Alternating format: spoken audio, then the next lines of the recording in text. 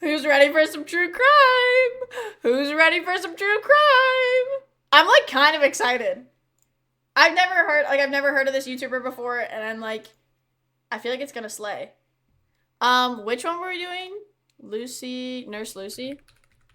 Nurse Lucy. Nurse killed. Wait, is it this? Wait. Good girl nurse killed 7 babies to get doctor's attention and sympathy? Holy shit, Council, fucking buckle up. I'm ready to beat the shit out of her. What? You always Oh, you're so pretty. Wait, I'm so excited. see the relationship experts on TikTok being like, this is why you go to an amusement park on the very first date, because the adrenaline, the energy, the rush, it can be translated into feelings of attachment and love very easily. It's an easy way to bond. I don't know. And even on a large scale, like I can see how shared experiences, they help people come together. Like, have you seen Grey's Anatomy? No. I used to be obsessed with that show. It's a show about a hospital. There's doctors, there's nurses. They're just trying to get through their jobs without having like a mental breakdown on a daily basis. Some of them fall in love, some of them get a divorce. Ultimately, it's about friendship. It's about forming these bonds and like supporting each other. That's true. Dr. Crush and Lucy Letby from the UK, from Chester Hospital, they were kind of on that boat. So whenever they would work on the same patients together, they would send these quick little text messages after work. We do work well together, don't we? Or I felt proud about both of us. But these are just like the good times. During the tough times, they would also text each other. So whenever they lost an infant in the NICU, they would try to be with each other throughout the process. Dr. Crush would bring Nurse Lucy chocolates to help cheer her up. Sometimes they would make these little Starbucks runs together or share a lunch like tapas. He always encouraged her and he told her, nobody cares for infants the way that you do. You are a spectacular nurse and you did your absolute best for these patients, and there is nothing more that you could have done, so you shouldn't harbor any guilt or frustration within yourself. But still, Nurse Lucy would say, yeah, I know, but I see these parents, I see them walking home without their babies, and it's just heartbreaking. Okay. And even if Dr. Crush wasn't able to take away Lucy's pain, at least she had some support during all of this. I think everyone at Chester Hospital especially, they needed some serious emotional support. Because in the past year, they had been losing infants at an alarming rate, a rate that didn't even match the national average of the infant mortality rates. So something is going on in these hospital walls, and they need to get to the bottom of it. And it seemed like Nurse Lucy, she could be the one to provide some insight. She was one of the most qualified nurses in the NICU. Maybe do some, At work, everyone said, she's like this vanilla goody two-shoes. But they meant that in the nicest way possible. She always followed the rules. She picked up extra shifts. She did everything to a T. But at home, things were different. In a journal hidden in her room, Lucy she's had got that written story Dr. Crush's voice. name over Wait, Stephanie? and over Stephanie, you're slaying. and over, with hearts all around it. Dr. Crush heart, Dr. Crush heart, Dr. Crush heart, Dr. Crush heart. She wrote, my best friend, my love, I wanted you to stand by me, but you didn't. Love, I trusted you with everything. One day, I won't even think of you. I'm a failure, though. Broken-hearted, killing me softly. And down the hall in Lucy's home, if you opened up one of the bedroom doors, there was a bedroom decorated as a nursery with giraffes all over the walls. But the thing is, Lucy didn't have a child. She wasn't even planning on having a child. There was no other man in her life other than Dr. Crush. But Dr. Crush was already married. He already had children of his own. So she has a nursery in the house. Yeah, with no plans of having a child anytime soon. It's very odd, but that's not even the most curious thing about Lucy. But we have a nursery at home. Okay, for my niece, that's not even the most curious thing though. Okay, so that maybe we can explain away. But there was another sticky note found in Lucy's house that read, I am evil. I did this. There are no words. I'm an awful person. I pay every day for it. I can't breathe. I can't focus. I killed them on purpose because I'm not good enough for them. I'm a horrible, evil person, and the world is better without me. What the fuck? I'm so confused. Why does she have this, like, woe is me, the universe, the world doesn't need me, it's better off without me, but then fucking does this? Then in big, bold, red letters, she wrote down the words, "Kill me," and circled it over and over. Could these notes be a confession? Was she responsible for the uptick in infant deaths in the NICU? This is the story of Nurse Lucy, the most evil nurse in recent times, and probably one of the more recent serial killers to have been caught. Oh.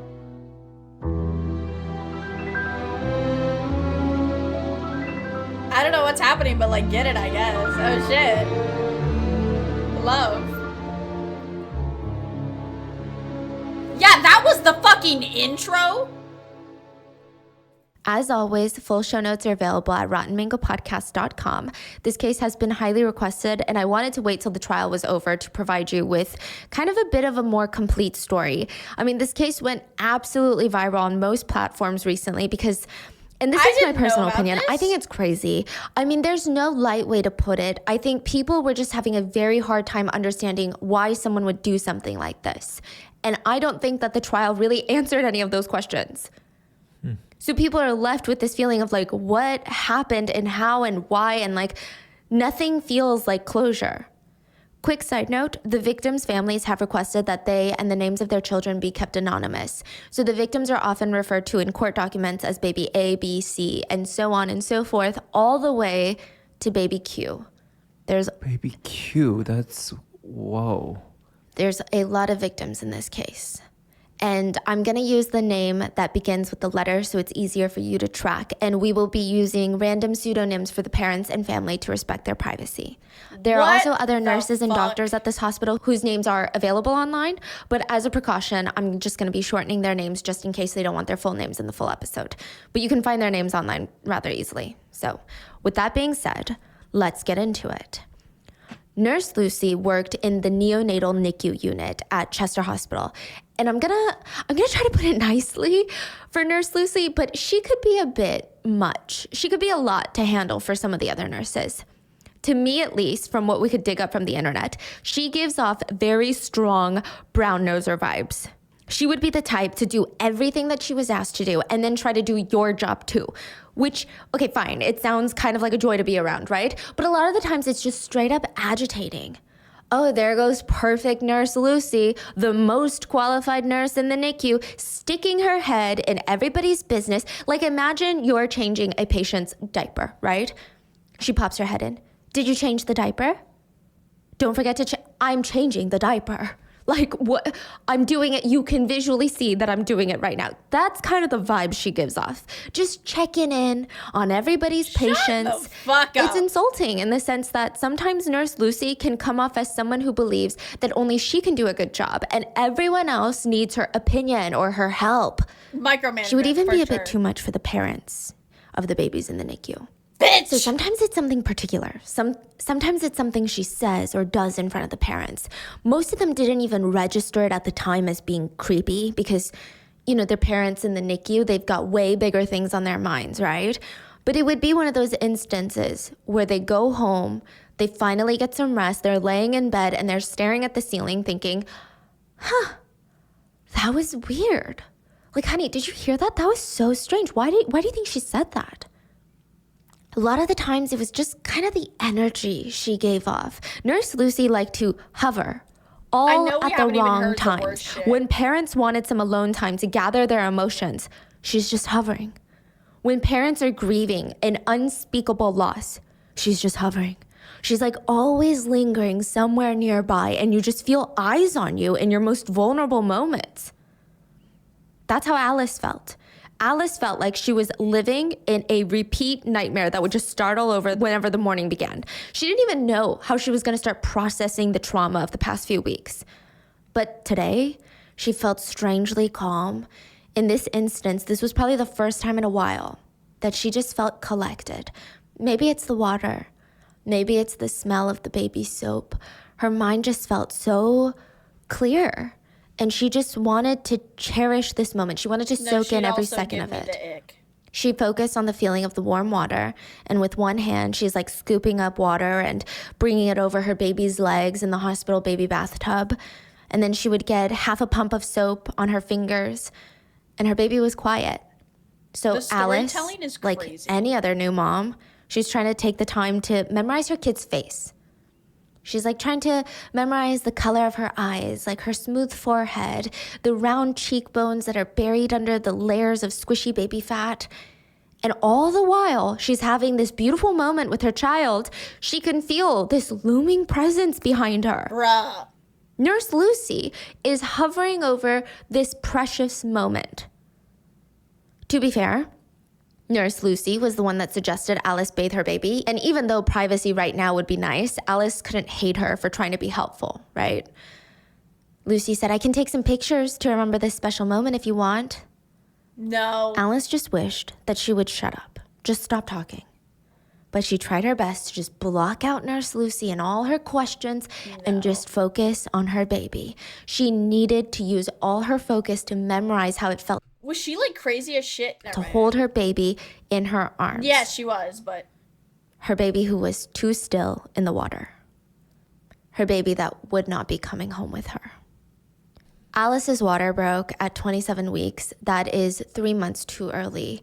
We actually went through this with my sister, where my sister's water broke early, not 27 weeks early, but she was turned away from the hospital. The hospital didn't believe Alice either. When she was like, "My water broke," they were like, "No, it didn't." She was sent home, and 3 days later, she was rushed to a massive hospital and gave birth prematurely. And at first, baby was doing fine. Baby was okay. After being transferred to Chester Hospital, though, that's when her precious child flatlined 2 times, and the 3rd time, doctors were unable to save her. So that's how Alice found herself burying her tiny baby the day before her original due date.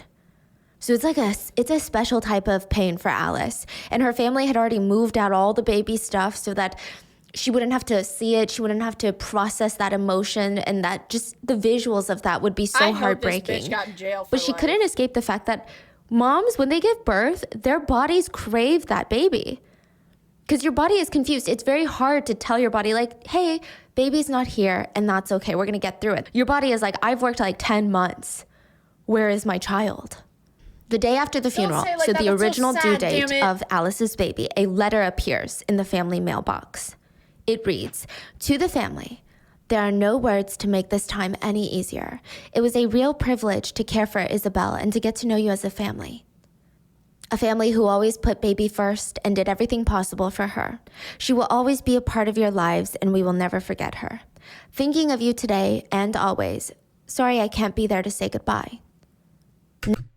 Go to fucking hell. Go to hell. Literally burn in hell. What the fuck is wrong with you? Nurse Lucy.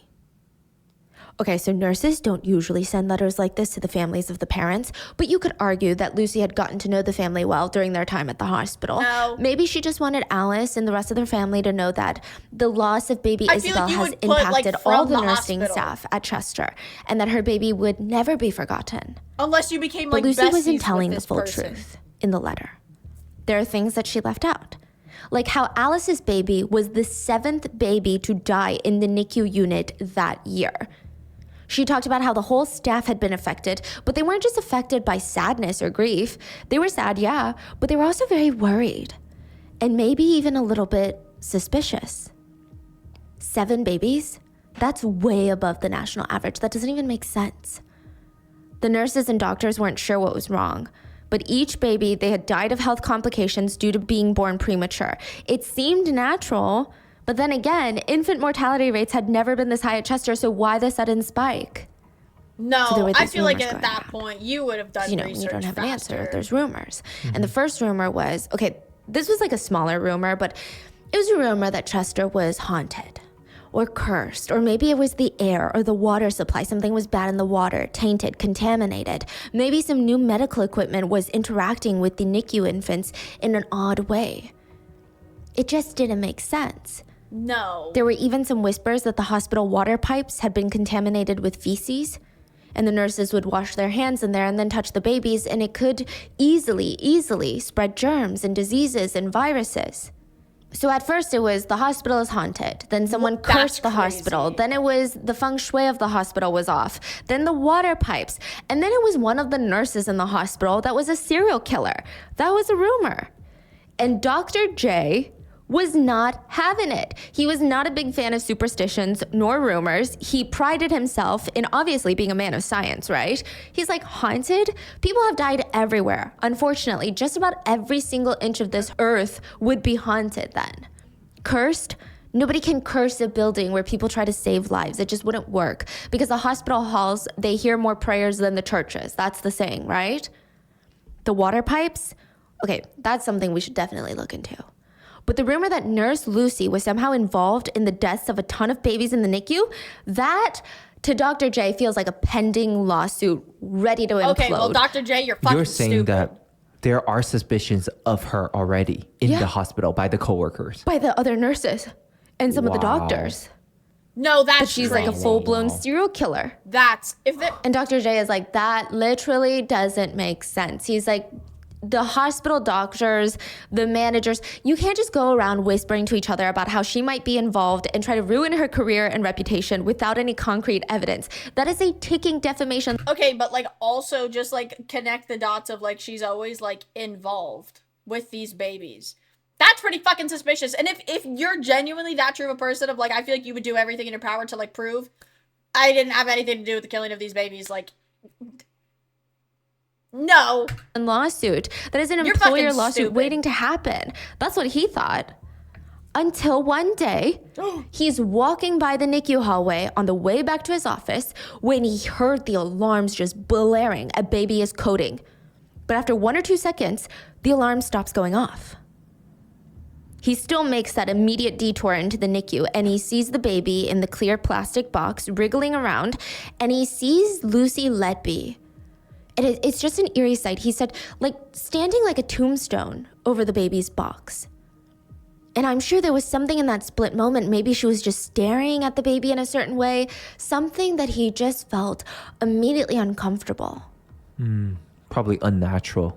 Yeah. Not a normal response in that moment. It was just weird. It was weird. And, you know, the rumors were that every baby that had died or had been in critical condition had collapsed. Nurse Lucy Letby was there. And here she was again.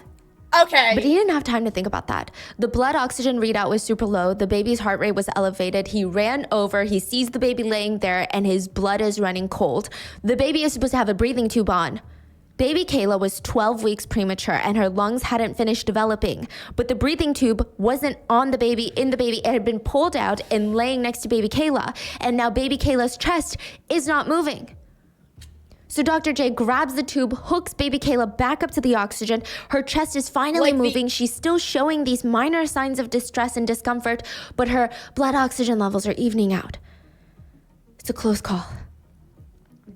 There's just like no way. There's no way I wouldn't have started a fight in that moment. There's no way I wouldn't have started a fight in that. Well, okay, maybe not with the rest of the babies around. Outside of that room, though, there's no way I wouldn't have started a fight because at that point I would have been like, it's fucking you. There's no way that it's not. I can't believe I defended you. Nurse Lucy stood there most of the time without doing anything important. This is what he said. She looked busy. She was going through papers and adjusting machines, but she wasn't actually doing anything. Like imagine a baby is dying and I'm kind of like organizing the machine, kind of like straightening it out. Dr. J felt like she was doing random things that made her look busy without actually getting anything done. Like that's one thing though, if you work a 9-to-5 office cubicle job doing that. It's another thing when you're doing that when there's a dying baby right next to you and you're a nurse. So when he leaves the NICU, Dr. J feels so shaken up. He didn't even go back to his own office like he had originally planned. He goes straight to the head office of the neonatal unit to talk to Dr. B. And he realized Yes! 3 things. 1, Nurse Lucy was the only one in that room with the babies. 2, when Dr. J walked in, she wasn't doing anything already to help the baby, but the alarms had already sounded. Why wasn't she in action? 3, Dr. J clearly heard the alarm turn on and then turn off again, but when he got to the room, the readout was still low, so the alarm should have still been sounding. Did the alarm fail? and it just stopped? Or was the machine broken? Or did someone manually turn it off? And you're telling me there's no cameras in these rooms? So the NICU in the UK didn't have cameras until 2020, mandatory. This is 2015. That's crazy. Wow, Yeah. come on. So he wanted to believe that the baby pulled out her breathing tube on her own and the whole alarm thing was just a coincidence, but he couldn't explain away the fact that Lucy wasn't doing anything to help the baby. But at this point, there's still not much evidence that Dr. J or any of the nurses or any of the doctors had. Like, there's nothing that they could do right now. They were playing a very dangerous rumor game. If it turned out to be false, they could ruin an innocent woman's life and career and face a massive defamation lawsuit that would probably put this hospital out of business. If it turned out to be true, then they would need a lot more evidence to get her behind bars, and that would be difficult. Because unfortunately, death is a numbers game. That's crazy. And humans have like the losing end of it. So no matter how much each nurse and doctor on that floor begs and prays not to lose a patient, that's just not how it works. All they can do is their best and hope that they're fighting off death for their patients with everything that they have. But sometimes there's just nothing more that you can do. You've exhausted all the resources. So for that very reason, the first death in a string of very suspicious deaths was actually not alarming at all. That's not to say it wasn't devastating or heartbreaking, don't get me wrong, but it wasn't like setting off these red alarms in everyone's minds. June 2015 is when it all started. There were these two twins in the NICU, baby Andy and baby Bella. They were born inside of the Chester Hospital, and they were actually born 9 weeks premature. So their mom, Renee, was classified as a high-risk pregnancy, and carrying the twins full term was just putting way too much stress on her body. It would be dangerous for not only her health, but the baby's health for them to stay in there any longer. And so she's freaking out. She's a first-time mom, and the doctors are like, you're gonna have an emergency C-section, like, right now. And the nurses are like, don't worry, everything's gonna be okay. Your babies are gonna be fine. We have an amazing NICU unit. We have so much experience giving care to premature babies. They're gonna stay safe and warm in their cozy little boxes. Like, this makes me so you can visit them sad. all day. They'll get the care that they need. And then you guys can all go home once you're all ready, okay? They honestly were just trying to get her heart rate down before the C-section. And she knew it, but it helped. The birth went perfectly fine. I mean, both of the twins, they did have some complications, and both of them were sent to the NICU to receive care. But I mean, the nurses showed Renee her babies. The parents were allowed to hold them, and the nurses pinky swore, we're going to take good care of them. You need to go back to your room and rest. And that's what they did, until a nurse burst through their door and said, sorry to interrupt, but you're urgently needed in the NICU. They had no idea what was going on. So they leave their little forks of food because they were eating dinner, and they rush to the NICU. And they kept asking the nurses, what do you mean? Like, what's wrong? What happened? And the nurse doesn't respond. She's just speed walking to the NICU. These are all very, very bad signs. Renee could feel this pit in her stomach that something was wrong with her babies. When they arrive, there's a team of doctors huddled around baby Andy. One doctor had 2 of his thumbs side by side on Andy's chest. These are how tiny these babies are, okay? Most of these babies weren't even 4 pounds. Most of them are premature, most of the victims. So just think about how tiny they are. 4 pounds? Yeah. Oh my goodness. Sophie was like 8 pounds when she was born, yeah. Wow. And the doctor is like pushing down once, twice, 3 times, and Renee could see the sweat just dripping off his hair. There was another doctor in the corner of the room that was drenched in sweat, catching his breath. It looked like he had been doing CPR. And finally, a nurse told the parents, we're not really sure what happened. His alarms went off. He's been receiving CPR for about 40 minutes, but his pulse is not going to come back. We called you so that you could say goodbye. Renee couldn't even process what was going on. Her baby was fine yesterday. Her baby was fine this morning when they saw him, and again in the afternoon, but suddenly he flatlined. Like, there's no answers. What do you mean? She just felt this guilt. She had this autoimmune disease. So mom had an autoimmune disease that made her blood clot more than it should. So she's thinking, maybe I passed it on to one of my twins, and something happened and Andy's blood couldn't get where it needed fast enough, and maybe it's all my fault. The doctor kept performing CPR, but Andy was already blue in the face. The more CPR they did, the more damage they would likely cause his little body. And Renee didn't even know how to respond, and she just felt this hand on her arm, and it was her mom. So baby Andy's grandma was in the hospital, and she must have heard the commotion, and she looked at her child, Renee, and told her something that I don't think any mom should have to tell their child, which is, it's hard. I know it's hard, but you have to let go, okay? The doctors stopped the compressions. They unhooked baby Andy from all his machines, and he was able to spend his last few moments with his family. I'm gonna fucking There cry. was this suffocating silence in the hospital that night. Each nurse, each doctor, their shoulders felt a bit heavier. Nobody could even try to lighten the mood with a joke. It was arguably a very, very rough day. The doctor who did baby Andy's chest compressions, he had to take a whole week off work because this was the first baby he had ever lost. After the parents had time to Lucy, grieve baby burn Andy in and say hell. their goodbyes, a nurse approached them and said something along the lines of, "Hi, I'm Nurse Lucy.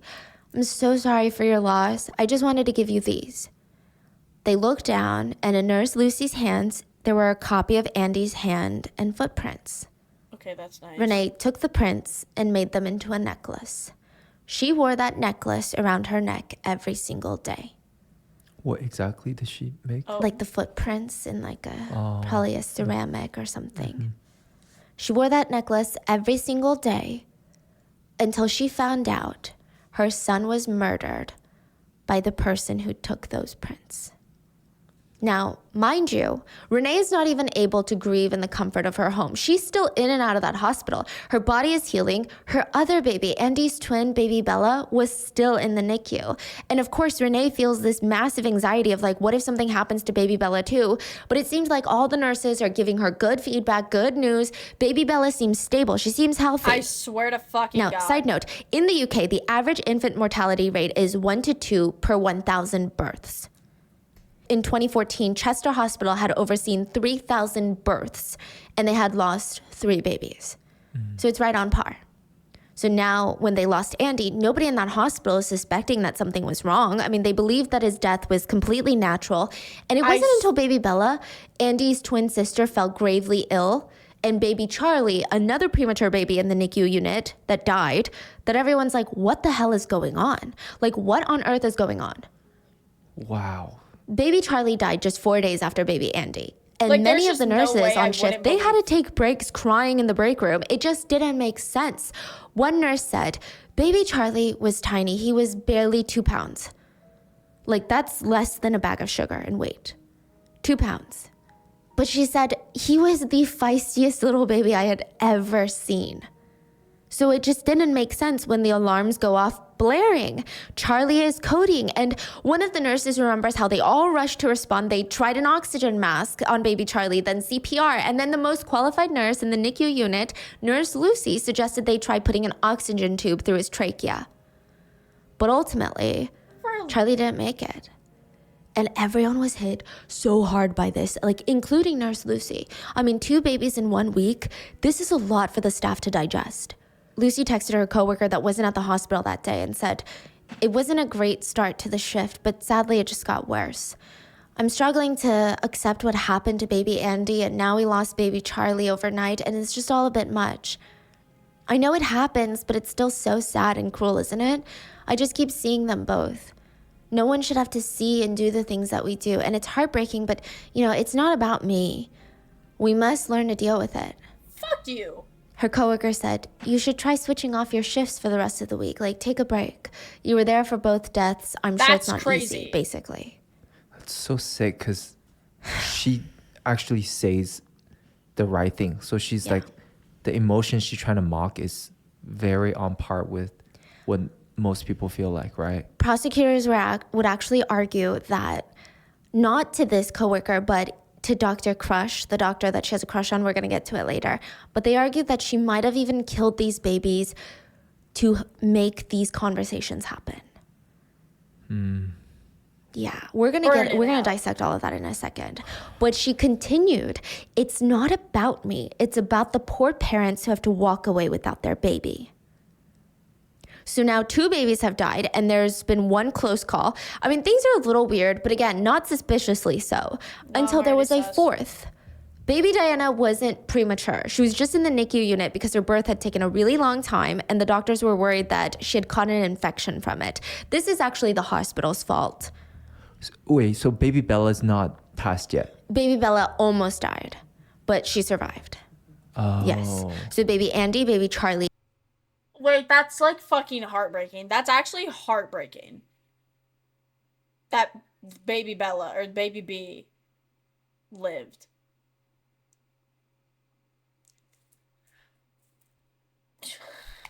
And now baby Diana. Baby Diana was not premature. The other 3 babies were premature. Baby Diana was actually in the NICU because of a mistake that the hospital made. So I believe when a mother's water breaks, but no one accepts it, or like she doesn't go into labor, something of that sort, the baby is very likely to get an infection, and so is the mother. So one of the first things that the staff do are put them on antibiotics, but someone forgot to do that. So now baby Diana had to be in the NICU because they didn't know if she was going to catch an infection the day that she was born, and that could jeopardize her health, that could be deadly. So Diana stopped breathing 3 separate times the very night that she was born. She was showing signs of pneumonia. The breathing mask brought her back twice, but the 3rd time she didn't make it. I don't know. So far we have babies Andy, Bella, Charlie, and Diana, and the only survivor is Bella. And then all within the month, the hospital loses another baby, baby Elliot. Whoa. And they almost lose baby Elliot's twin brother, baby Freddie. That's really weird that she only kills one of the twins. More fucked up. I mean, no matter what, it's fucked. But like, now a twin has to go on without their like other half.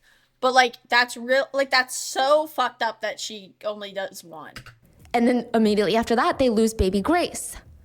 They don't have reasons. They couldn't figure out why. What's the cause? So each baby had a different cause listed on their postmortem. So one of them was like their heart stopped. The other one was a bowel infection. One of them was insulin levels were not great. So it did seem natural, but it's... Wait, isn't the insulin one like a way that you can like actually just like kill people in general? Isn't that the one that's like if you put it like by their like toes or whatever? Like if you inject it by their toes, like people won't know? Yeah. Fuck you. Still didn't make sense, even if it was natural. Like, it's just a puzzling thing. So Dr. B, the head of the neonatal unit, he's sitting in his office with a pile of papers probably this high in front of him, and he's got records of all the 5 babies that they lost this year. 5. Within like a month too, okay? So it's not even like spread once a month, you know? Yeah. This time last year, they had only lost 1 baby. This year, they had lost 5, and it's only halfway through the year. Also in a fucking It's his month. job to figure out what the hell is going on. He could be seen coming out of his office with dark circles just dragging all the way to his chin. When he wasn't working with patients, he spent every single second in his office trying to figure out what the connection was with all of these sudden infant deaths. It just didn't make sense. There was no connection. Baby Andy's heart stopped. Baby Charlie stopped breathing. Baby Diana died of pneumonia complications. Baby Elliot had a bowel infection, most likely from birth complications relating to the placenta. Baby Freddie's body was producing too much insulin. And baby Grace was given a 5% chance of survival at birth because of how premature she was. There's no connection. So it's not like, oh, the water is tainted, it's in the water, right? Dr. B felt like he was going crazy. And no, this is not like the silent killer of South Korea. There would be no emails to figure out what kind of mysterious illness was sweeping the nation. It was just going on inside of Chester Hospital. So he's like, okay, this is in my unit and I need to find out what's going on. And No, because that's even crazier that it's only happening like in that fucking hospital. Like, there's no way I wouldn't assume that it's a person. Like, it's super fucked, but just because it's only happening in that hospital and, like, other hospitals are having success and stuff, like, I would just be like, okay, this, like, it sucks, but I have to come to the conclusion that, like, this is a person. I need to find it fast. He thought of everything. He thought maybe there's something in the preemie baby formula. So all the premature babies are being fed a certain formula. Maybe it's in there. The hospital. But there are other premature babies that had consumed the same formula, but they were fine. Then was it the air, the water? Hospital air filters are cleaned regularly up to standards, and the hospital ran off city water. Initially, Dr. B never suspected a healthcare worker, let alone anyone from his team, to be responsible. I mean, the very people that he works alongside to save lives, yeah, no, he's got faith in his team. They were as devastated and as confused as he was, and you could see it on their faces every day. Each day they came into work, they looked more exhausted. They looked more emotionally drained. They looked so upset. So he pulled up the shift chart to see which nurses or doctors he could talk to when the deaths occurred, just to get a better sense of what was going on. But that's when he noticed something that was just very chilling. For every single shift where a baby died, collapsed, or came close to dying, Lucy was on.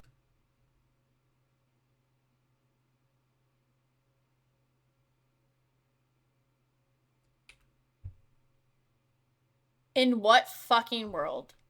In what fucking world would this be a coincidence? Like, if you don't get it after this...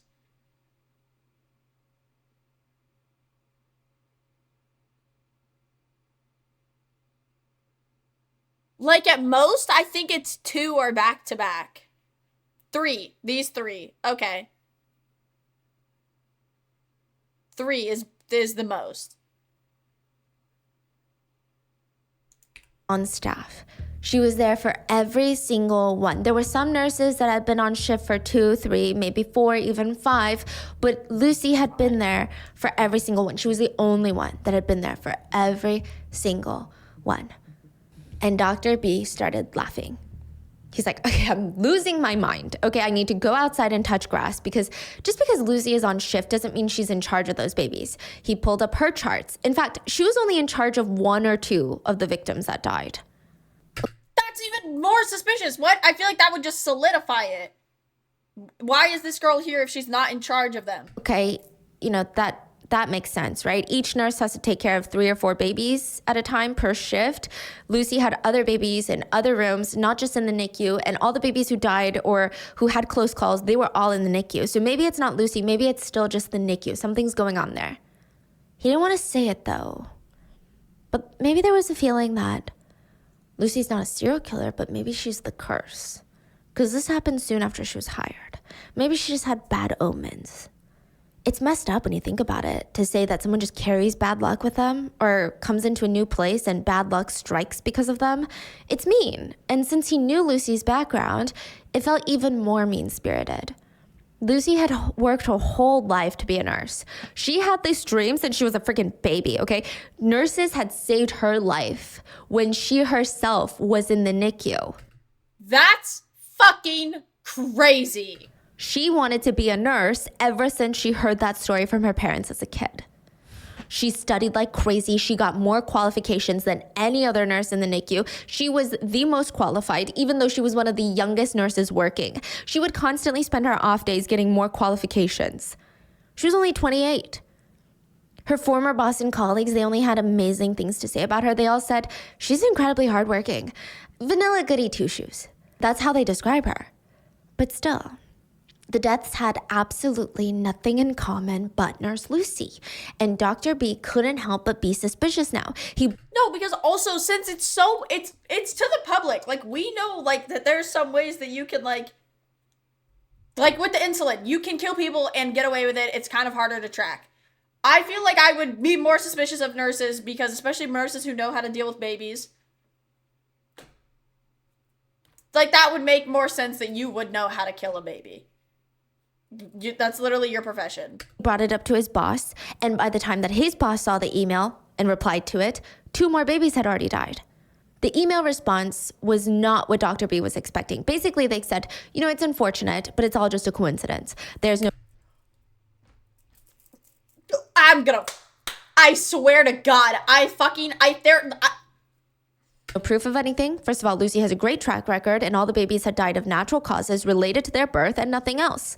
They were all premature and most had difficult or high-risk pregnancies from the get-go.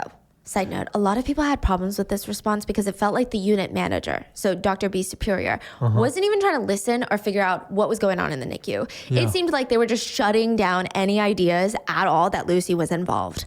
So you could argue maybe they genuinely thought that Lucy was not involved. And this was No, all I some just sort don't of think they sick wanted to deal with coincidence. And they're trying to give her the they- benefit of the doubt. Or two, people said it's like they don't want to open Pandora's box. Like imagine you're in this long dark hallway and at the very end is this door and behind it you hear all sorts of terrifying screams and growls and scratching noises.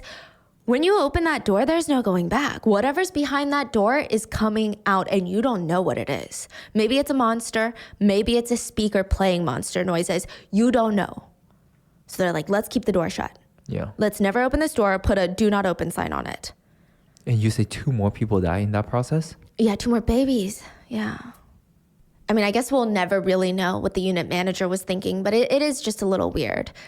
These are all just speculations. Now, the unit manager more or less told Dr. B that there was just no way that a nurse was involved in the uptick of infant deaths in their hospital, especially not Nurse Lucy. She's the most qualified nurse in the NICU, and she's the type that took her job so seriously, maybe to the point where other nurses might want her to loosen up a bit. The unit manager said, look, Dr. B, I can personally vouch for Lucy. She's a good nurse. There is no way that she's connected to all of this. Dr. B was like, yes, I respect your opinion, but of course, lives are being lost. So I'm going to go over you and request a meeting with a few of the hospital executives.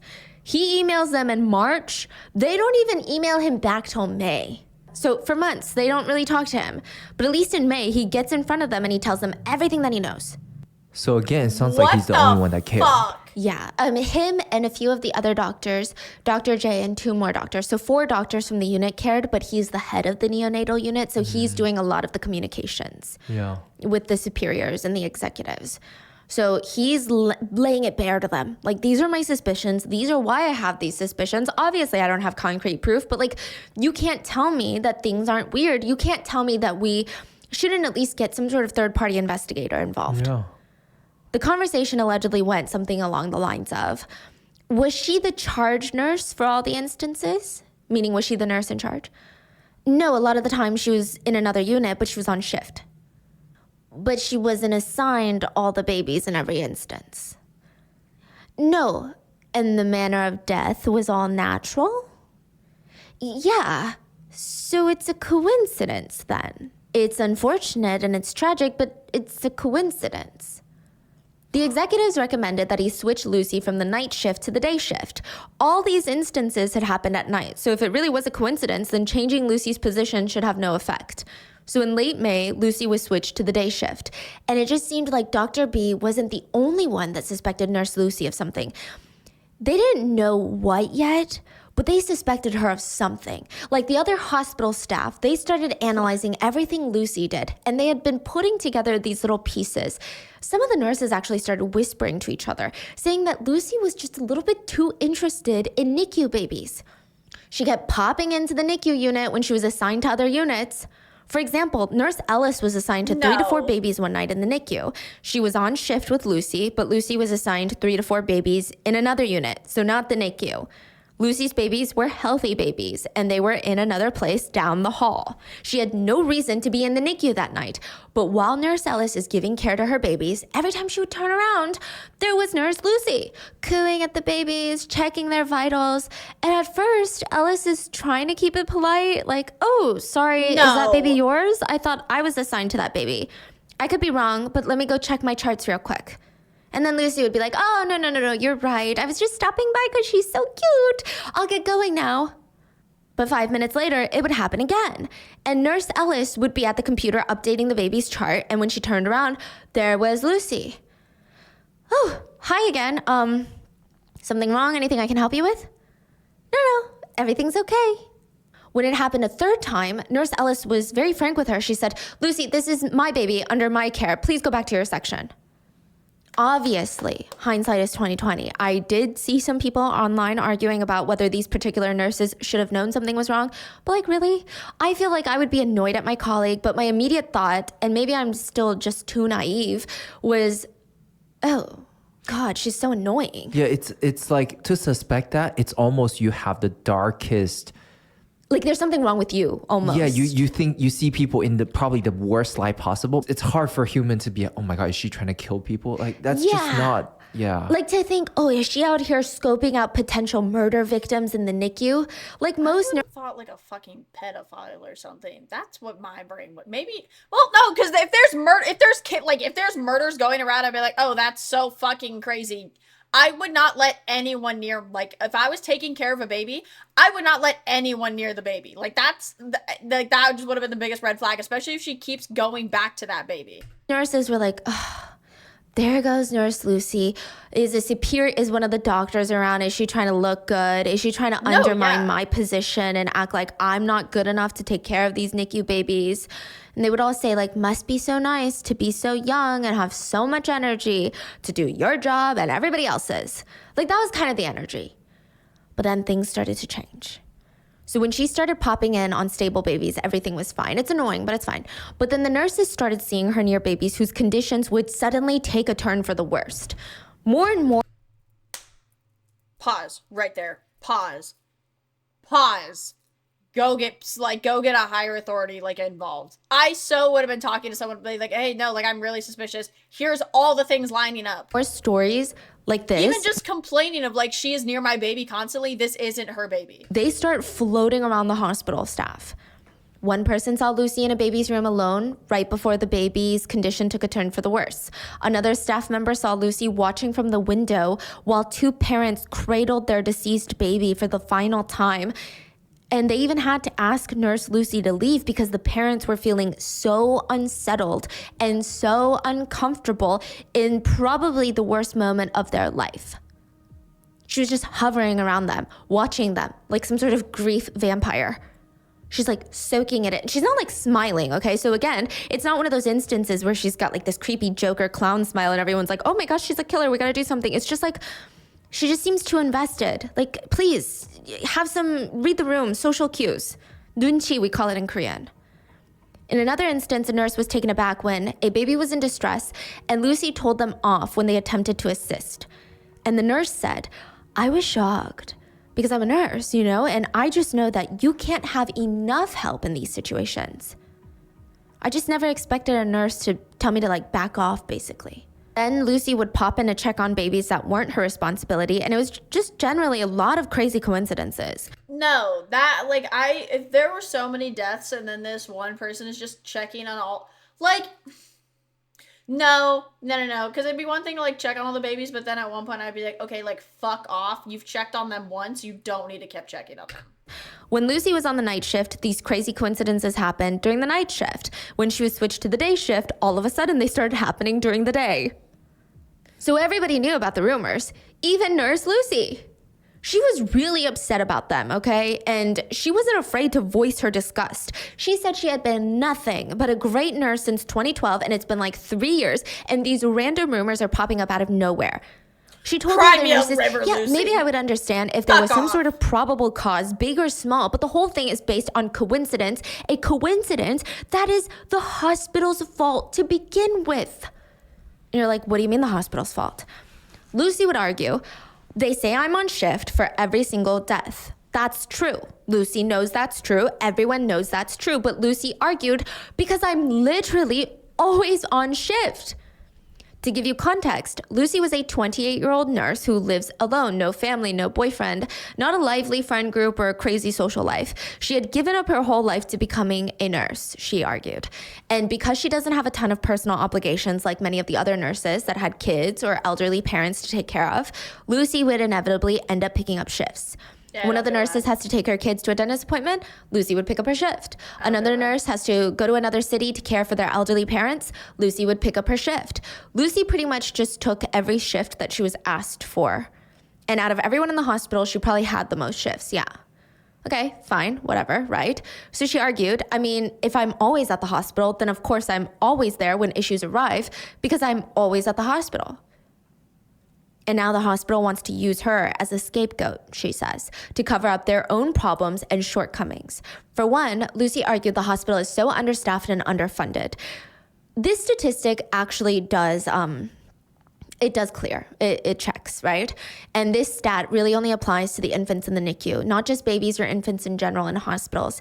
But when babies are in intensive care units, the staffing rate is much, much higher. So typically in the US and places like the UK, it's 1 nurse per baby in NICU. Yeah, at most. At most, it's 1 nurse per 2 NICU babies. Lucy argued at their hospital, Chester Hospital, they had each nurse take about 3 to 4 babies. So if a nurse is only able to give a baby a fourth of the time that they need, then there's a higher chance that a small problem will go unnoticed until it turns into a big problem that is too big to fix. Damn, To sum it up, she's saying the hospital was experiencing this abnormally high infant mortality rate because of their own lack of funding, their own lack of staff, and since Lucy was the only common thread between all of them, they're blaming it on her. They're using her as a scapegoat to cover up the real institutional problems at fault here, and she's not going to take the fall for it. She was super frustrated because prior to all of this, she had a stellar reputation in her field. She worked nonstop. She took extra courses to get extra qualifications and certifications. She just wanted to gain more knowledge. Wait, you're so right.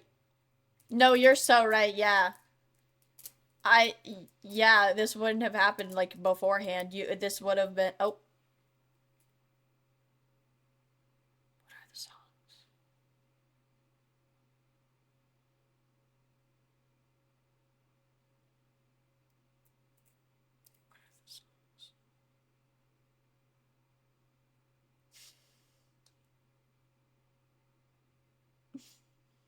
Slay. That's a good pair. Is that just the first? No, everything has changed, Slays. This seriously. And in the beginning, Lucy actually had quite a lot of people defending her. Her old friends from college that weren't working at Chester Hospital, so I'm not sure how much weight their opinions hold here, but her friends from college and all of her close colleagues, they all said, Lucy Letby is a vanilla goody two-shoes, okay? She is so adverse to even breaking a tiny, tiny little rule. We know she couldn't have done anything that she's accused of, so without a doubt, we stand by her. I've grown up with Lucy. And not a single thing that I've ever seen or witnessed of Lucy would, let me for a moment believe that she was capable of the things she was being accused of. You seem utterly unshakable on this, but isn't it possible she's fooled you all? Unless Lucy turned around and said, I'm guilty, I will never believe that she's guilty. If there's like a candy bowl that says take 1 piece, she's not gonna take 2. She's just not. That's not her, okay? I mean, she's the most vanilla girl we've ever met. She comes from a nice family with 2 loving parents who are still together, a stable household. She wants to be a nurse. She's got blonde hair, blue eyes, a big smile. She's just, her idea of going crazy is, this is her idea of being unhinged. Sparkly eyeshadow and probably a shot or 2 of tequila. So anytime she texted her friends or coworkers about any problems she was suddenly having at work, all of them were backing her up. They're comforting her. They told her, we know that you would never do something like this, and they're just being idiots. They're just being douchebags. They're trying to find a scapegoat. It's not you, it's them. It's deplorable what they're doing to these hardworking nurses these days. And Dr. Crush was probably Lucy's biggest support system. This is a fake name, by the way. I'm calling him Dr. Crush because it seems like Lucy and Dr. Crush had, in my opinion, workplace crushes on each other, to put it lightly. Yeah.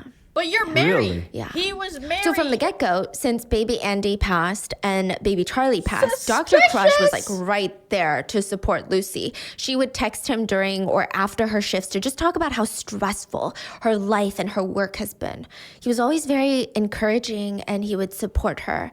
I'm going to read you some of their texts and you tell me what kind of relationship you think it is because it's very pertinent to the story later. Lucy texts Dr. Crush about how stressful work is. And she texts him, we've lost 2 babies. 2 babies I was caring for, and now this happened today. It makes me think, am I missing something? Am I even good enough? Go to hell. Lucy, if anyone knows how hard you've worked the past 3 days, it's me.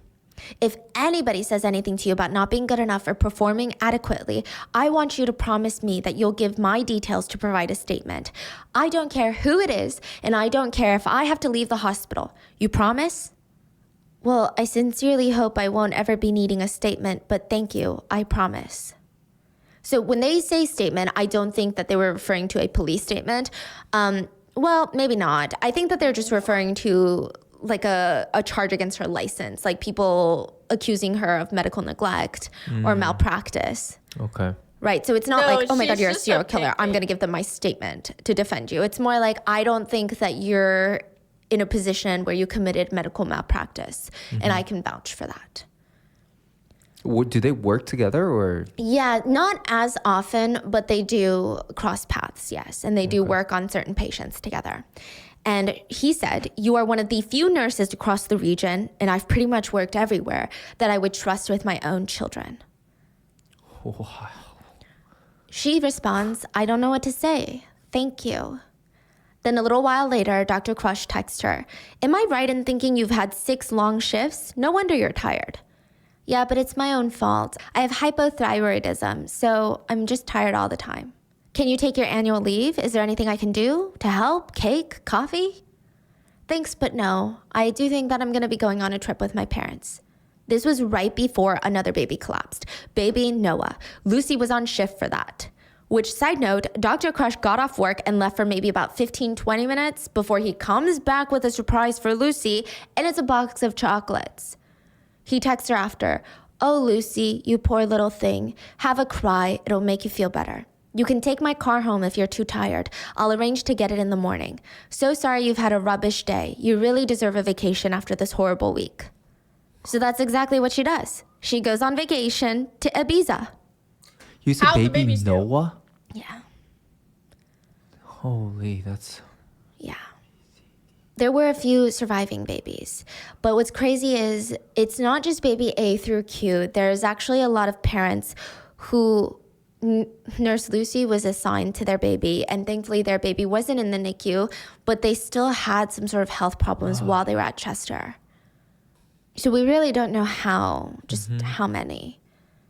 Anyway, she went to Ibiza. She stayed there for 2 weeks, and the day that she got back, another baby entered into a critical condition.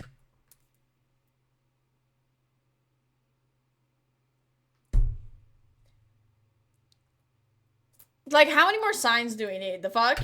Baby Oliver was a perfectly healthy baby, but the day after Nurse Lucy got back on shift, he mysteriously and suddenly had a crisis. He was vomiting, his stomach was super swollen. His dad said he looked like E.T. and his veins were bright blue.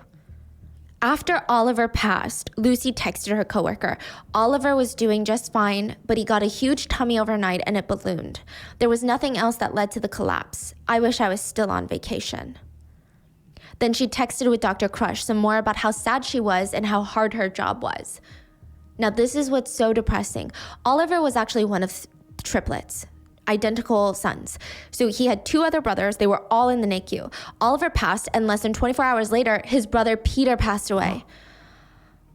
And I'm just like thinking of the trauma of the parents, okay? So Nurse Lucy was in the room, even though she wasn't supposed to be looking after Peter. And it's weird, isn't it? Like, when you really sit down and you think about it, it makes you want to raise your eyebrows at Lucy.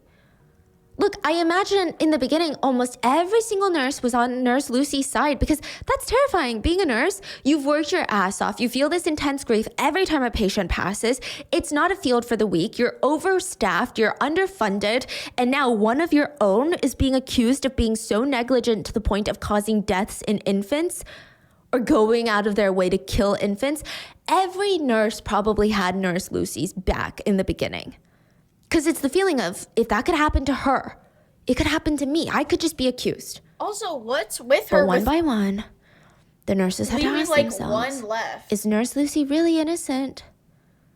There was a really creepy instance, okay? So I'm going to bring it back to baby Diana. Baby Diana was in the NICU when her condition suddenly worsened and she passed. It was devastating for Diana's mom in every way possible. She had gone through 60 hours of labor. And now baby Diana was gone. They were spending their last moment with Diana to say their goodbyes, and this is the part that's so unsettling. Nurse 60 Lucy is wasn't even in crazy. charge of baby Diana, but she was hovering around the parents as they said goodbye, asking them constantly, do you need any water? Do you need anything? Do you need this? They just wanted some time alone. And she's just hovering. It was to the point where Diana's parents took the nurse that was actually in charge of Diana and said, can you please tell that nurse over there to, like, leave us alone? That's crazy. That nurse talked to Lucy about it, but it was just one of those things where she couldn't stop thinking about everything else that had happened, and it just felt unsettling. So she told a few of the other nurses about what happened, and one of the coworkers was like, oh my God, the same thing happened to baby Charlie. When baby Charlie was in critical condition, doctors knew that there was nothing more that they could do. Parents requested life-saving attempts to be stopped so that they could spend a little bit of time with Charlie, have him baptized by the hospital priest, and spend time with him, right? Well, Lucy went in with a ventilated box, basically a box, like a coffin, if you will. It didn't look like a coffin, but it's essentially a coffin, and asked if they wanted to put baby Charlie in there. While they're spending time, like, everyone else was under the impression, when they're ready, they'll let us know they're ready. But she barges in there and is like, do you want to put the baby in here? The parents were horrified. Like, this is so traumatic. Imagine you are dealing with so much trauma, so much emotion. You're spending your last moments alone.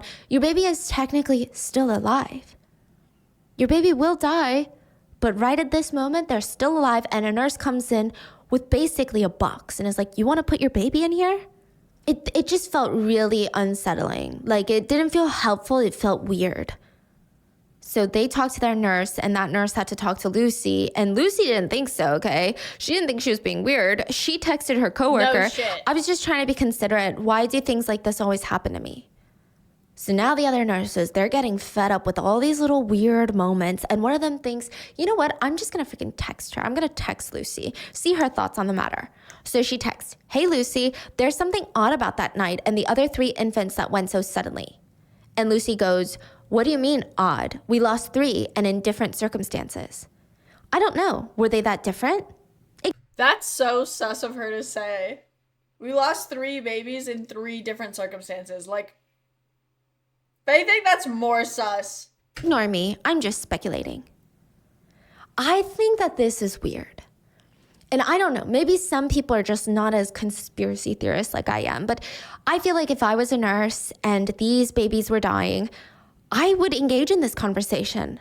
I would say, yeah, why have there been so many babies that have been passing recently? Like, you think that the hospital executives are missing something? Like, you think the doctors have done something? True. Like, what's going on, you think? You're saying Lucy's response was really odd, right? She was just like, what do you mean odd? They all died in different circumstances. Yeah. But I would be like, yeah, okay, now that you mention it, yeah, that's a lot. I don't know what's going on. Because every nurse feels different. Mm-hmm. So the way that Lucy responded, it just didn't sit well with the nurses. And then it happened again. So baby Elliot had blood coming out of his nose and mouth. Doctors and nurses immediately rushed in and tried to give Elliot life-saving measures. But baby Elliot stopped moving, stopped crying. They couldn't bring him back. His mom, Elliot's mom, was in the room watching the entire thing. And Nurse Lucy was one of the nurses that came in to help and try and save Elliot. So after he's gone, most of the hospital staff, they shuffle out. Not because they don't want to be there, but they want to give Elliot's parents some time alone with Elliot. Lucy stays behind and offers to give Elliot a bath. His mom agreed since he had been bleeding, and I don't think the parents wanted to see him with blood on his body any longer. And Lucy brought out the tub, washed off Elliot's body, and Elliot's mom said, Lucy Letby bathed him in front of me in the neonatal unit. After he was bathed, he was placed in a white gown, and I just remember being so thankful because we had no clothes for him because he was so little. But just like the twins from the beginning of today's case, Elliot's parents couldn't even go home to grieve because Elliot's twin Freddie was also in the NICU, and his heart rate was too high. His blood sugar was way too low. How evil do you need to be after you kill one of them and you see what the parents are going through? And then why you does do she that always again. just leave one Yeah, behind? that's why I'm saying she's like a grief vampire. It's like she gets off on the grief. That's the only way in my head I can explain even the hovering around the parents as they grieve. It's like she's soaking in grief, and it's like energizing her, or like it's an addiction. It's just so sick. Yeah, she's feeding off others' pain. Yeah, which is, I really don't know what kind of person that would have to be, because most people are generally very uncomfortable when they are confronted with such strong grief. Either they feel that grief rub off on them and that makes them uncomfortable, or they don't know how to respond in a way that can help that person, so it makes them uncomfortable. This is like just so against human nature. So Lucy was taking care of Freddie's blood sugar levels when it happened. The doctors tried to give him sugar water to try and help. Lucy texted one of the other nurses on shift, "Did you see what his blood sugar was? 1.8. Both nurses chatted for a while about how they hoped Freddie would get better. And then Lucy said, "I'm off soon. Would you give me an update later tonight on how Freddie's doing?" So after work, Lucy would go to these salsa classes, and then she got a text. "Oh, Freddie's more stable now. They're doing tests to find out what happened." Good. No response. Lucy texts back 3 hours later.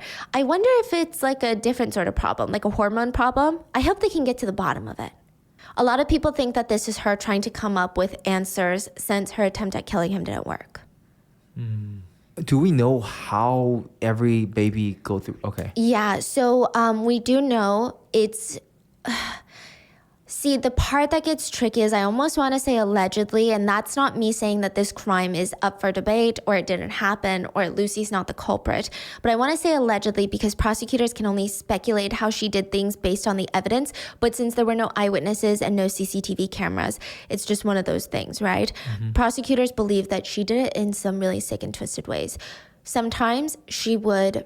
Her favorite thing was to inject air bubbles into the babies. Oh, yeah. So... You know how when you get a shot, they make sure that there's no air in there, right? So an air bubble, like when you're talking about skin, it's fine usually. But when you're going into the vein, into like the bloodstream, air is absolutely not okay. Air bubbles in adults, full-grown adults, can kill them because that air bubble doesn't just disappear somewhere. It stays there. And if it blocks blood from going into your heart or to your brain, you could have a stroke, you could die.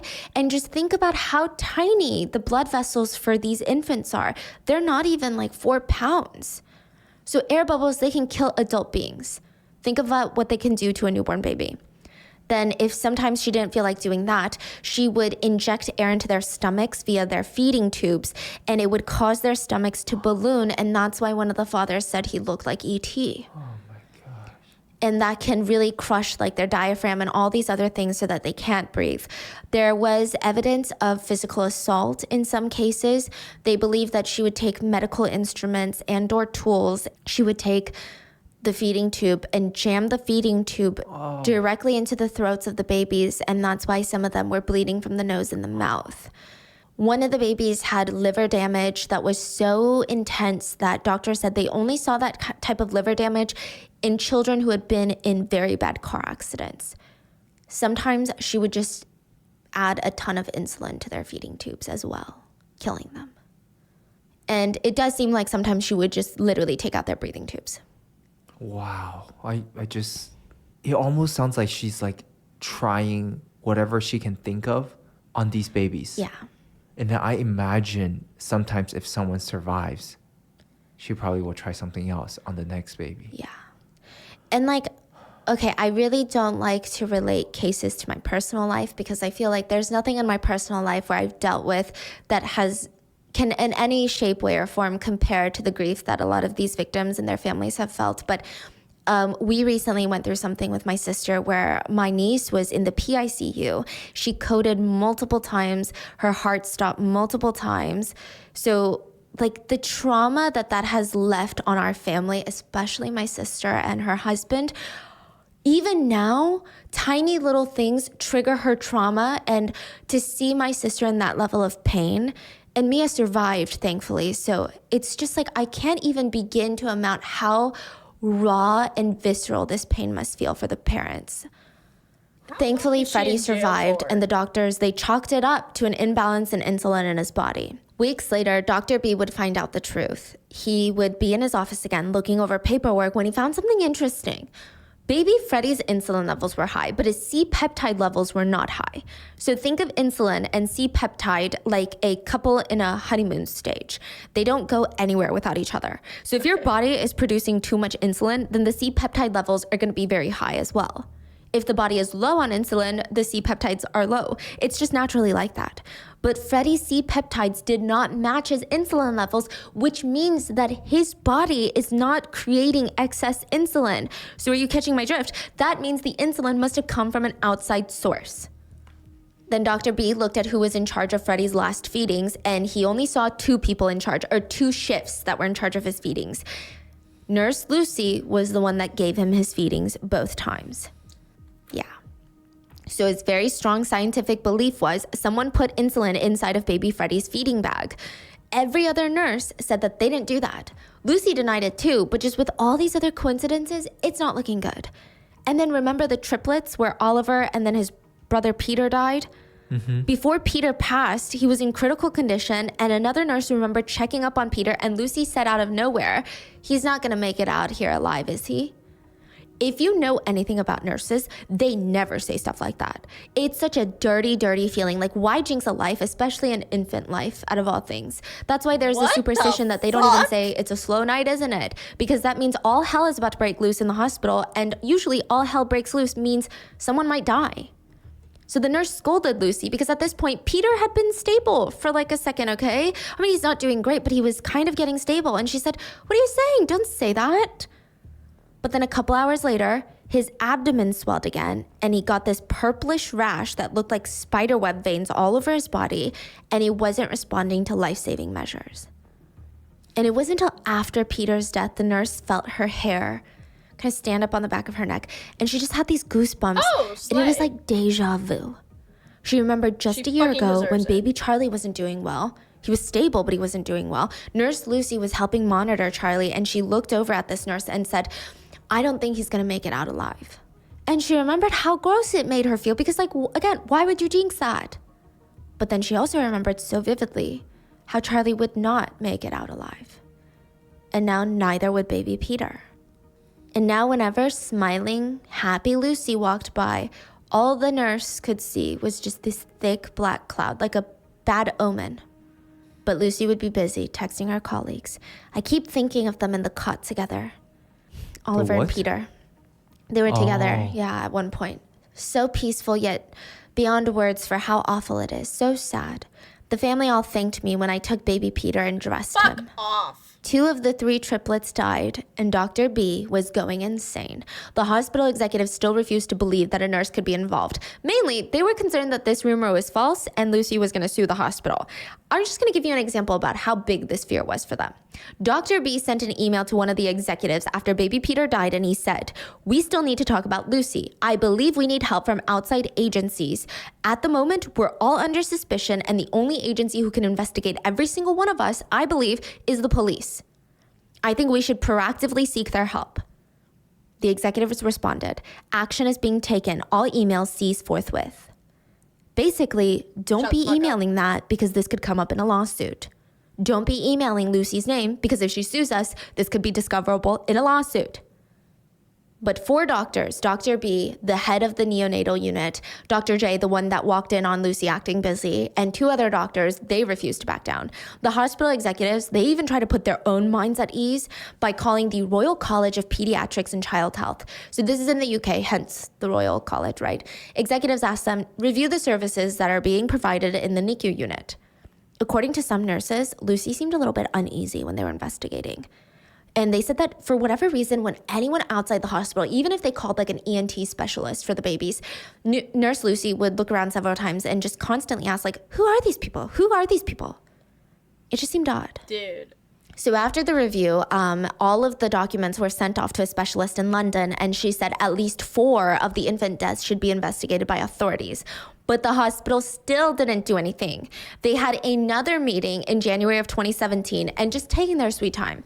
They said, the results show that the problems in the neonatal units are issues that have to deal with leadership and timely intervention. AKA, we're not going to the cops about it. We would rather just stop accepting premature babies. That's what they say. Let's stop accepting premature babies. We'll still do labor and delivery, but no more premature babies and no more NICU for a while. They also moved Lucy to an administrative job in probably the worst department that they could have put her in.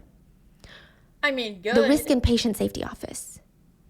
It's like so ironic, no? Yeah. but at least she didn't have access to the babies anymore. Okay. But it's just crazy how much the executives were worried about a lawsuit. At this point, you might imagine that Lucy comes from the royal family themselves and they all work for her. Because a few weeks Yeah, that after is shutting down the weird. NICU, the hospital CEO personally went to Lucy's father's house and apologized to Lucy and her father about the Oh rumors and my accusations God. she was facing. Wow, how ironic, dude. Like this is unbelievable. What? Yeah, he came back and advised the other board members of the hospital to apologize to Lucy as well. They even tried to get the 4 doctors, they're called the Gang of 4 in the This UK. is like the Black Mirror episode. Which one? Just like any. Oh, yeah, Just yeah. the irony of this. Yeah, like they're more scared of a lawsuit than infants dying. Yeah. Meanwhile, they're apologizing to a killer. Please, Yeah. please. They tried to get the 4 doctors to send an email to Lucy, and they wanted it to read, "The increased mortality rate in the NICU unit has been a stressful time for all of us, and we understand that it has been exceptionally stressful for you. We would like to apologize for any inappropriate comments that have been made during this difficult period. As you are aware, emotions run high. We are very sorry for the stress and upset that you have experienced this past year. No, Please they be also assured should that be patient punished. safety is our top priority during this difficult time." The doctors were like, "You can keep your letter and we're going to go to the authorities, okay?" So that's how Operation Hummingbird began. Officer Jones sitting in his office at the police station, and he's looking up at these 2 doctors sitting in front of him, still in their white coats, and they're fidgeting. They seem super nervous. The hospital isn't thrilled about us doing this, and we didn't want to make a big fuss, but we think a third-party organization needs to handle this case. So the doctors Yeah. are saying, basically, we want you to look into us too. Look into every single person in this unit because we don't know what's going on. We have our suspicions, but we need to stop this. Babies are dying. And he explains, we usually lose maybe 2 to 3 babies a year, max probably Dude, 4 that's- in the past history of our hospital. But this year alone, we've lost 7, and many, many more had close calls. Okay, and how can we help you with that? They're like, "We don't think that these deaths have been natural. There's a nurse that has worked every single shift that someone has died or had almost come close to dying." They're like, "Well, do you have proof?" So they gather all of these medical documents and all the shift charts from the past year, and they gave it all to the police. The investigation would take 1 year. They would have to pull medical records, shift charts. They would go to eyewitnesses, nurses. They talked to doctors, nurses, families, everyone. And finally, July 3rd of 2018, Lucy was arrested the first time. Should actually be arrested like 3 times. What? Yeah, the whole ordeal was pretty anticlimactic. We do have some body cam footage, but I mean, Lucy looks vaguely confused. It's hard to say whether or not she's faking the confusion, but I thought the reaction was telling, okay? Just like put your mind in that position for 1 second, okay? If there were cops at my door, and I know that there had been rumors about me killing babies. That is like one of the worst crimes to be accused of, right? Especially if my profession is saving babies. I would just feel the highest sense of injustice. And they come knocking on my door, you better believe I'm not fighting them. I'm not trying to be argumentative, but I would be screaming and pleading with them. Like, you don't understand. I would never, like, I feel like there would be something inside me that's like, the words would be flowing out. Like, you No, don't understand. yeah. Like, this is not what you think. She looks too calm. You don't think so? Like, that feels like more of a normal, appropriate reaction. Yeah, I can see that. Yeah. She's really chill. She looks kind of confused, but she just like follows them. The only thing she really says is like, "Oh, I had knee surgery." And I think she mentions it as a way to explain why she's moving slow into the patrol car. But that's really all she says. We do have Take a seat in there for me, Lucy. I'll move that seat forward a bit. Shortly. Yeah, I just had knee surgery. Oh, right, okay. We do have some footage of what happened inside the interrogation room, but not all of that has been released to the public. It's very short, what we have, and the clip starts off with Lucy talking. She's got her hands in her lap, and her elbows are hugged close to her body. She's not moving a lot. She's very calm. She's not very defensive. She's not She's like saying too everything that chill. her mind thinks of. She just says, "They told me that there had been a lot of deaths and that I've been linked to someone who was there for a lot of them." And again, I feel like my reaction would be like, "Please talk to everyone that's ever worked with me in the past. Like, I would never do this. Like, please, like, you don't understand. Like, I'm on every single shift." Like, I feel like I don't know, who knows? Maybe in the rest of the interrogation it went like that, but this was just eerily calm for me. They asked, "Did you have any concerns that there was a rise in the mortality rates?"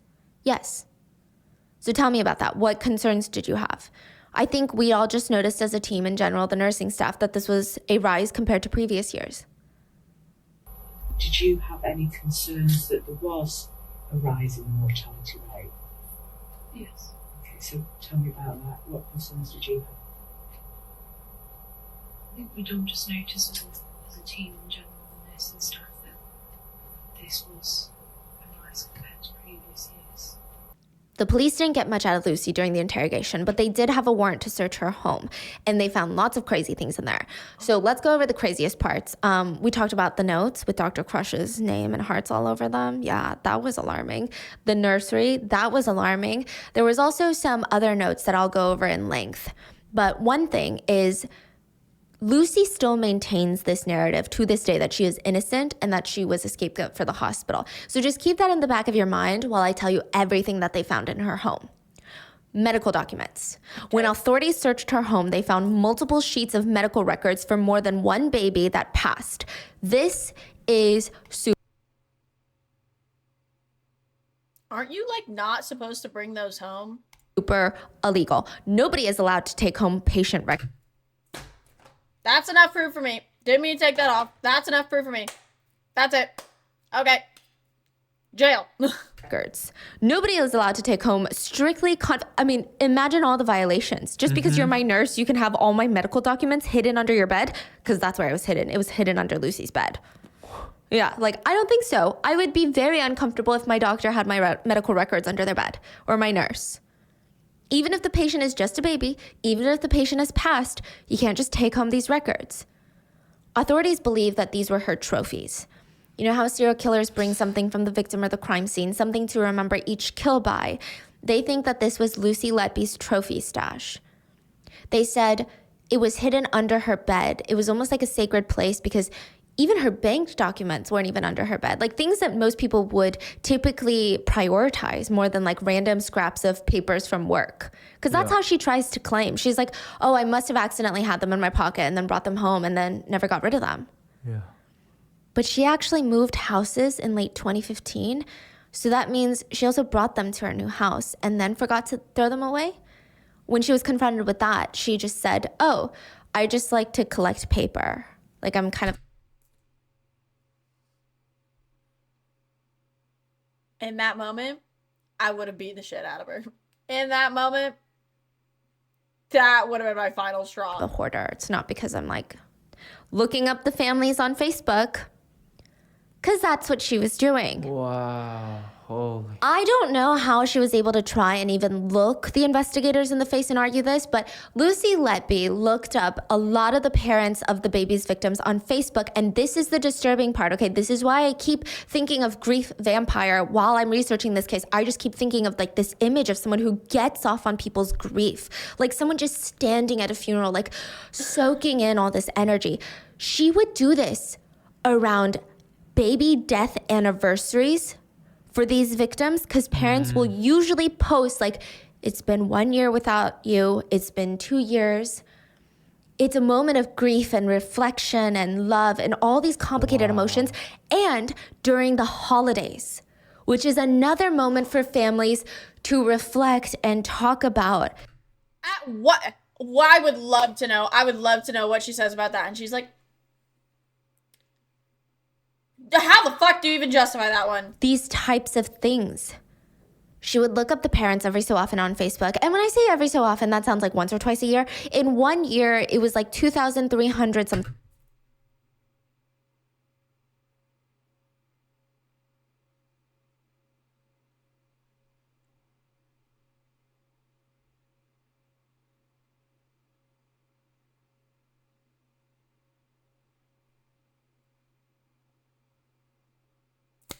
Something times that she looked up parents of the victims. How many times? 2,300 something times 1 year? in 1 year. There's three. Hold on. Yeah, there's 365 days in a fucking year. How many times a day are you checking that? 365 days. Yeah. Yeah. So it's like 4 times a day. Wow. I mean, she claims that she just remembers these patients and wanted to see how they're doing just because she's a caring nurse. But I don't know, 200, 3,080 times in a single year is just unhinged behavior in my very personal, non-professional, very free advice and opinion. That is unhinged behavior. Yeah. That's not even the most damning thing found in her house. The notes. Lucy was an avid note taker. She kept a diary, a planner, and she wrote a lot of sticky notes, and she never threw away any of it. Another slightly unsettling detail, at least for me, was that her diary was just super, super meticulously organized, like color-coded with different colored asterisks. She had some sort of meaning behind every color. Every different code was something. Authorities believe that the highlighted dates in her diary were significant events that were related to her crimes. The contents of her diary have not been released to the public, but her little notebook scraps, her journaling scraps, sticky notes, they were released, a few of them. Another unsettling thing, they're not that easy to read, not in the sense that her handwriting was messy, but okay, so sometimes she writes left to right while she's writing. But then she'll go in and fill over the leftover spaces in between the words she's already written. Or on top, like, you know how there's lines? She'll write in between the lines a whole nother thought. Sometimes she writes words on top of words. So it's kind of difficult to pick up her whole coherent train of thought. But one sticky note that has made its rounds on the internet has been decoded, and it reads in full, "I am evil. I did this. There are no words. I'm an awful person. I pay every day for that. I can't breathe. I can't focus. Kill myself right now. Overwhelming fear, panic. I'll never have children or marry. I'll never know what it's like to have a family. No help. I've not done anything wrong. Police investigation, slander, discrimination, victimization, all too much. All taking over my life. I feel very alone and scared. What does the future hold? How can I get through it? How will things ever be like they used to? I don't deserve to live. I did this. Why me? I killed them on purpose because I'm not good enough for them. I'm a..." Okay, pause right there. Is that not like enough? I killed them on purpose. Is that not, that's not... horrible, evil person and don't deserve mom and dad. The world is better off without me.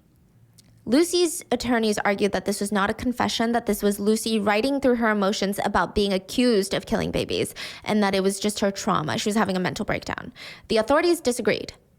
An officer that... Dude, I have no idea. I have no idea how lawyers, when it's like you're defending someone like this, I have no fucking idea how you do it. Searched her home, said the amount of evidence we recovered from her home address was just not expected. Thousands and thousands of documents, many devices that led to downloads of 500,000 pages of information that we did not expect to find. Wait, say that again? Like 500,000 pages of information that they didn't expect to find from, like, I'm assuming hard drives. 500,000 pages? Yeah. Maybe she was looking up like certain things that could be related to the case. Side note, they also found 2 books that were worthy of mentioning. One was Never Greener by Ruth Jones. It's a novel about 2 people swept up in an adulterous affair. Dr. Crush vibes, okay? The other one is In Shock by Dr. Raina Oddish, a memoir of a doctor who suffered a hemorrhage when she was 7 months pregnant and she lost her child. Side note, I did see some people speculate online whether or not Lucy might have... This is like pure speculation and I don't know how to feel about it because I don't really like speculating on women's bodies and, like, you know, their trauma. But people speculated that maybe she had a miscarriage or she had this nursery and now she's like sick and twisted and wants to kill babies because she can't have this family. I don't know. I don't even, like, even if that makes sense to me, still not a good reason, you know? Yeah. Like, I what I don't like about this speculation is that it might give some sympathy to Lucy, which I don't like. It makes her like a comic book villain. No, I agree. Right, but it's like, no, you're just a villain, sorry. So somehow Lucy gets off on bail, but in 2019, 1 year later, a full year later, she was rearrested and had to come in for more questioning. She somehow gets out on bail again, and she's rearrested the 3rd and final time, November of 2020. She was now being charged with 8 counts of murder, 10 counts of attempted murder. So how did she do it, right? I talked about the air bubbles that were injected into her veins or into her stomach, and that's where the rash came from. So all of the babies had this weird bluish, purplish spider web rash on their bodies. Mm-hmm. So it's speculated by experts that those were the air bubbles. So it would trap the blood and then blood couldn't travel. Whoa, right. Yeah. But Lucy would continue to argue that she didn't do any of that and she was just a scapegoat. The trial itself was emotionally draining for the victims' families. Lucy's attorney kept trying to delay the trial, claiming that Lucy had trauma because of her arrest. It's just rough for the parents. Her attorneys claimed that she had PTSD, so she was allowed to bring in a comfort blanket and a small stress toy to the trial, which to me, don't get me wrong, as someone who deals with a lot of anxiety and other mental health issues, okay, I'm like, yeah, I like a comfort blanket. I like a stress toy, right? But imagine who brings that to trial, first of all, okay? And then imagine the parents and how they feel. Their children never got to go home to the warm blankets that they have prepared for them, the toys that they excitedly bought before giving birth. Yeah. They This would is never. like probably the worst thing you can let her bring to the court Yes. in front of the parents. It's like, oh, I'm so weak and I'm like a child. She even looked at the jury and was like, oh, I have PTSD from my arrest, so I get startled at anything. There would be like a pen dropping in the trial Look at courtroom, how and she'd be calm like, she looked. and everyone's like, okay, what? And I'm not saying trauma like that doesn't exist. You often see that with veterans or people who have witnessed some sort of gun violence, typically, is what you'll see that in. And I'm pretty noise sensitive too, and I have pretty strong reactions to like loud banging noises, but a pen dropping when you're in a courtroom and there's so much other things going on, I don't know. I might look, but like it was weird. Everyone was like, it's just really not, it was gross. Yeah. So the killer was just sitting there clutching a stress toy because she had PTSD from being arrested. Boo fucking Some of the most who. notable things to happen during the trial included Dr. Crush taking the stand and stating that he didn't believe Lucy was in love with him. Lucy also testified to say that she didn't love Dr. Crush and only ever saw him as a friend, which I don't even know if I've ever written my own husband's name with a heart next to it in a journal somewhere. Like, okay, but also to do it over and over and over again, like that's not even love. I don't know what that is. That'd be just creepy. The prosecutors accused Lucy of killing all those babies to get Dr. Crush's attention. They said Lucy put those babies in a crisis situation because he gave her something to talk to Dr. Crush about. I don't know. I feel like it's like way more than that. Like the way that she looked up all the victim families, just Yeah, the how the things she fuck do you does, explain like that? even writing letter to the family, getting their fingerprints and footprints. Like she's doing more to get some reaction out of them. Yeah, it's like, I feel like there's multiple things wrong with her. So on one hand, she gets off on grief. On the other hand, she wants people to almost baby her. Yeah. Oh, like, thank you for doing this. Oh, thank you so much for this. Even the whole comfort blanket, it's like she wants people to baby her in a way. It's weird. Or do you think even like those things that she does is also just to bring more reaction out of the parent? Here's a footprint. Like, cry more. Yes, you see them like get more sad That receiving would that. make sense. Even the comfort blanket, Yes. that would have a reaction. Maybe of the letter parents. is same thing. It's like bring them into that state of mind. She was sentenced to life in prison with no chance of early release. The judge said that Lucy was especially cruel because she was the person that was supposed to take care of these babies. Some of these babies were only a day or a few days old, and it just takes a special type of I hope person people beat the to shit out of hurt her. someone like that. You murdered 7 babies and attempted to murder 6 others. In the case of one of them, trying on separate occasions 2 weeks apart to murder her. You are now to be sentenced for your crimes. Lucy did not even show up to sentencing. She skipped it. Like, she's just casually skipping class. Okay, the victims' families found it incredibly disrespectful. It felt extra gross. It's like, oh, if I show up to the trial, I can try to get the jury on my side, but they've already decided, so no point. I didn't know you could skip that. Well, she had to go to the courthouse, but she was kept in the little prison jail holdings that they have down there. So she's like, I don't want to go. Yeah. Because her sentencing is going to be her sentencing. It's not like because she skips it, it's not going to happen. It's just going to happen without her. But the fact that she didn't go is just so gross. It's like she doesn't need to try and show up unless it helps her. Unfortunately, the one question that the trial didn't adequately answer, at least in a lot of people's opinions, was why the hell did she do it? The prosecutors argued that she did it for Dr. Crush's attention. But I feel like, again, there's so much more to it. I think that's why this case went as viral as it did. I think everyone was sort of waiting for some sort of motive so we could wrap our heads around it. But that didn't even come during the trial. Some argue that it was Munchausen by proxy. She wanted babies to die so she could text her coworkers and friends about how hard her life has been. She wanted sympathy, attention, and praise from everyone around her. That could explain why she often texted her friends and coworkers about how bad her shift was going.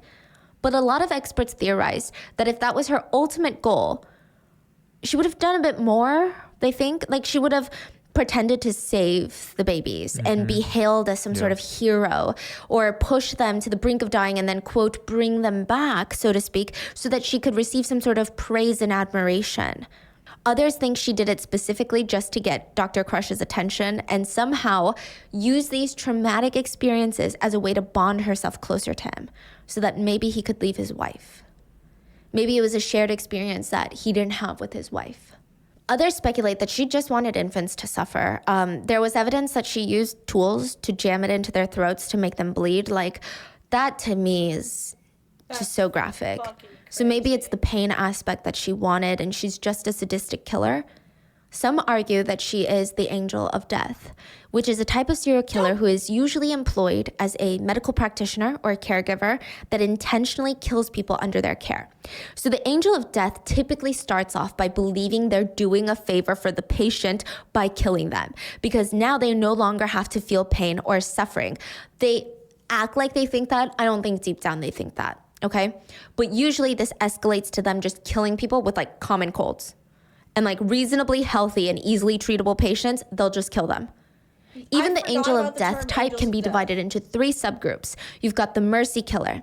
These are the ones that like to live in this self-praising delusional land where they think that they're helping the sick patients. But it's like, no, they have the flu. You didn't need to kill them, right? But they like to convince themselves. Then you have the hero of death types, where the killer will endanger someone's life to save them. Usually the victim doesn't even end up surviving, but everyone around them looks at them like, wow, you really gave it your all. You really cared. And then lastly, you just have the sadistic ones, the ones who exert power over helpless victims. And it seems like Lucy fits best in this latter category. I mean, her text messages make me also kind of lean towards the wannabe hero, but she just didn't do enough as a healthcare professional. And I think that she knew that. Like, even Dr. J was like, she looks like she's acting busy. An expert said she committed her crimes quietly. She wasn't playing some heroine. She didn't go out of her way to provoke any attention, which is interesting. Some killers enjoy killing.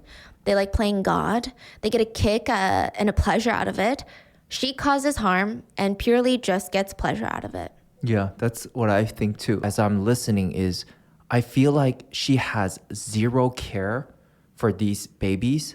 She doesn't even see them as humans, or she doesn't care about them. I think her goal is not even killing. Her goal is to see other people suffer. So the parents and everyone else suffering. And the kids are the collateral of her trying to see other people in pain. So she goes for the twins. She goes for the moms again and again and again. Yes, okay. The twins thing, I was thinking like, I thought it was so interesting that there were a lot of twins in today's case. I thought originally maybe the doctors could sum it up as some sort of genetic condition. I'm glad they didn't say it so was instead of like depression. 2 separate babies from 2 different families, if they're from the same family, maybe it's genetics, right?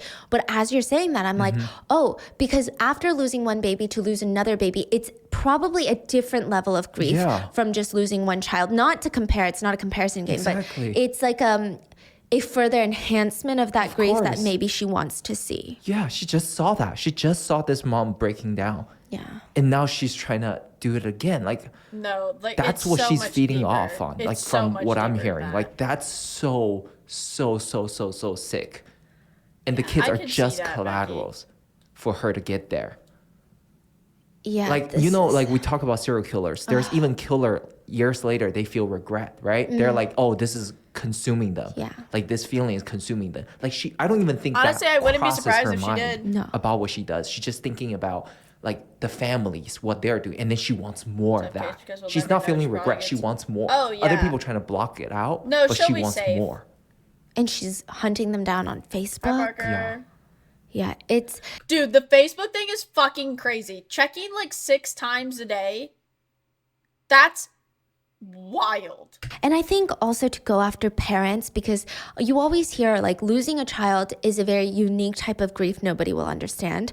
To go after that strong of a grief, yeah. And it's just really twisted when you think about how she was a baby in the NICU at one point. Like she was in that position. Actually, that's the most fucked thing. Yeah, she was a NICU baby who got saved.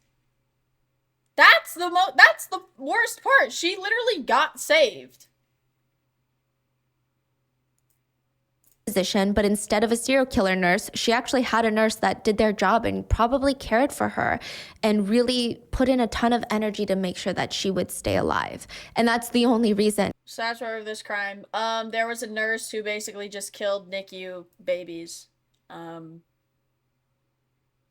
Yeah. She killed NICU babies. Yeah. We don't know the specific reason why she did it. Yeah. That she's alive. So for her to turn around and now kill babies in the NICU, it's so demented. So as of right now, Lucy's parents firmly believe that she's still being framed by the hospital. At one point, Lucy's mom was so upset she offered herself up as tribute, and she said, "No, this can't be right. I did it. Take me instead." Which, yeah.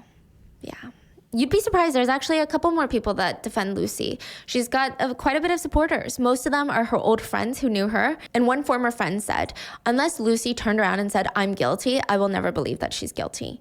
She is kind, gentle, and soft. And I can speak for my whole friend group that we just know that she couldn't have done anything she's accused of. So without a doubt, we stand by her." I grew up with Lucy, and not a single thing that I've ever seen or witnessed about Lucy would let me to believe that she was capable of something like this. I don't know. Maybe they got swept up in Lucy's arguments about how she was the scapegoat. I have to admit, some parts of her arguments, I was like, okay, yeah. No, she's just good at gaslighting. We literally saw that. I could see that. Maybe not in this case, but I could see it. But how can you argue the hospital's mortality rates after Lucy was fired? Before baby Anthony died, the infant mortality rate at Chester was in line with the national average. Then it spiked to 7 a year when Lucy was working there. The infant mortality rate after she was fired and arrested went back to 1 per 1,000.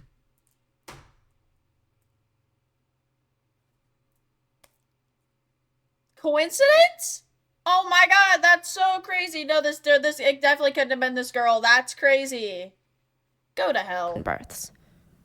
As of right now, Lucy is looking for a retrial, and even if that happens, it'll probably take another year or so. So we'll just have to keep an eye out for that, for more information that comes out. But baby Charlie's mother said, "I will always remember the overwhelming wave of emotion that I felt when I first held Charlie. I understood right then and there the bond and immediate love between a mother and their baby. The way he smelt, the feel of his fine hair on my chin, my tiny feisty boy, my firstborn, my son. The trauma of that night will live with us until the day we die. Knowing that his murderer was watching us throughout these traumatic hours is something out of a horror story. I blamed myself entirely for his death. I still live with the guilt that I couldn't protect him in pregnancy or in his short life. And in my darkest moments, I would open up Charlie's memory box and I would smell his familiar smell and I would touch his handprint. His hand and footprints were made into a pendant and I wore them around my neck. It made me feel closer to him. When Lucy Letby was first arrested, I felt like the first few moments, memories I had of my son were tainted. She had taken those footprints. I felt so conflicted I stopped wearing my necklace. But now that we know as much about my child's death as I believe we will ever know, I feel I'm able to wear his hand and footprints again for the first time in 5 years. I now know that they represent the love that I have for my son, and I will not allow evil to taint that. And that is the story of Lucy Letby, the recent case of a nurse turned serial killer. What are your thoughts? And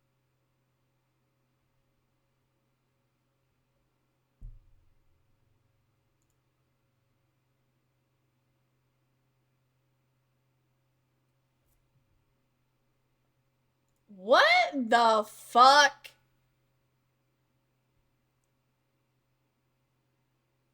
You wanna watch another one? Holy shit!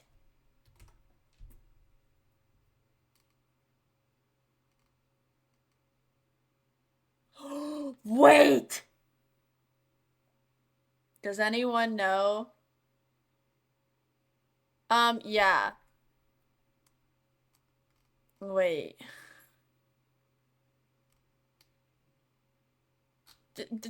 Is the woman melted in the couch for 12 years? Is that a good story? Has anyone seen that before? Is that one a good one? Oh. Yeah? I didn't care for it much. No? No, it's not a good one. Like, I know about this. Okay.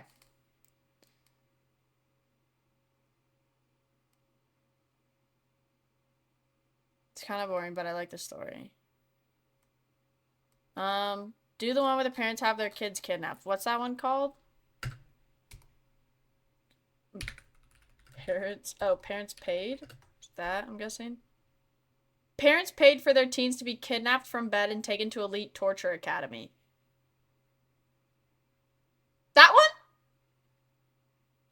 I'm assuming it's that one. Yep. Okay, well, before I do that, it's on time because we were doing the middle of the episode, so I have to do it before this next episode. Oh, like the wilderness therapy thing? Fuck, I want to know about the wilderness therapy thing because that is crazy as shit. What? Should we actually do that for military schools and stuff? Oh. Okay. Well, it's ad time. You know what deal times, you can subscribe or you can watch Yada and support streamer. That also means a lot to me. Then you'll come back from ads and how long is the video? An hour and 8 minutes. So, ad time. Then we continue watching. Get to crunching. Crunch, crunch, crunch. Crunchity crunch. Snack time. Alright. Tries to sit up, but they start. Well, those who are crunching on their ads. Bada bing, bada boo. May Bada woke bing, up bada boom. naturally in the middle of the night. She starts adjusting her eyes to the dark, and for a brief moment, she's thinking, yeah, no, I'm sleeping. I'm having a nightmare. Because there are 4 strange men standing on either side of her bed. She's got 2 men on her left, 2 men on her right, and they're staring down at her sleeping. It was so dark, at first all she saw were their eyes. Just imagine 4 pairs of eyes watching you sleep from above. She panics, tries to sit up, but they start reaching for her. They're grabbing her. They each pin down an arm and a leg. They must have done this before or at least come prepared because they flipped her upside down in this one swift motion. Now she's on her stomach, on her bed. They start hog-tying her with a rope. Her arms are getting tied together, her legs are getting tied together, and then her legs and her arms are getting tied together behind her. Have you seen a hog tie? Yeah. It's like the most uncomfortable tie ever. I mean, not only is it uncomfortable, but there is literally nothing that she could do but maybe roll around. And May always thought, what if something like this happens to me? She never thought that it would happen in her own family home, while her siblings are asleep right next door, while her parents are in their room asleep. This is technically where she's the safest. She thought about it in public. What if someone tries to kidnap me or do something at the grocery store? What am I going to do? She always thought, my fight or flight will kick in. But now, when it really mattered, all May did was freeze. They start picking her up, moving her off the bed. She briefly tries to kick them, but the 4 men are really strong. They carry her like a hog, out of her room, out of the house, and into their van. They throw her in the back, and for the next 36 hours, she would be stuck in that van. And they were driving the whole time too. So it's not like she was being held captive in the van. She had no idea where the hell they were going. She didn't know if they were driving in circles to purposely confuse her, disorient her, or if they're driving across the country. The longer they're in the van, the more she feels like my chances of ever seeing my family again, down the drain. She wasn't even allowed to get out and use the restroom for 37 hours straight, which of course she tried. She tried begging the kidnappers, like, I'm gonna pee back here. They didn't care. She thought, if I can get into a rest break restroom, I can try and escape, alert someone that I'm being kidnapped. But she was not allowed out of the van. She didn't even stand a single chance. When May was finally let out, the 4 men stripped her down, so she's completely unclothed, and they threw her in a cell. No windows, no light, not even a mattress on the floor. Just 2 buckets. one with dirty water for her to drink, and one for her to relieve herself in. They slam the door shut, everything goes black, and she's locked in. During the first few days, May is pounding on the door, demanding to be let out, or at least let me know what you're planning for me. Like, why would you do this to me? Then she went into the anger phase. She threw herself up against the wall. She's cursing through the door. She's promising these 4 men when she gets out of here, she's going to rip their heads open on the floor. But eventually, just like all the other people that were in this cell before her, she gives up. She lays down naked on the floor, and she didn't even know if 2 minutes had passed or 2 days had passed. She just laid there and she thought about her parents.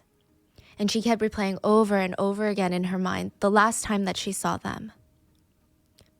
They had been helping hold the door open for the 4 kidnappers to drag May out of the house.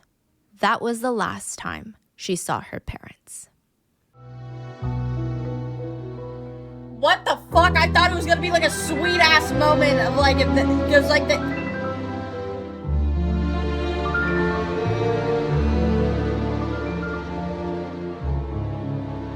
Dude, what the fuck? As always, full show notes are available at rottenmangopodcast.com. Quickly, a few things to note. Today's case does include a lot of mentions of attempts to cut one's life short. And if that's something that you think will be hard for you to listen to or will evoke very strong emotions.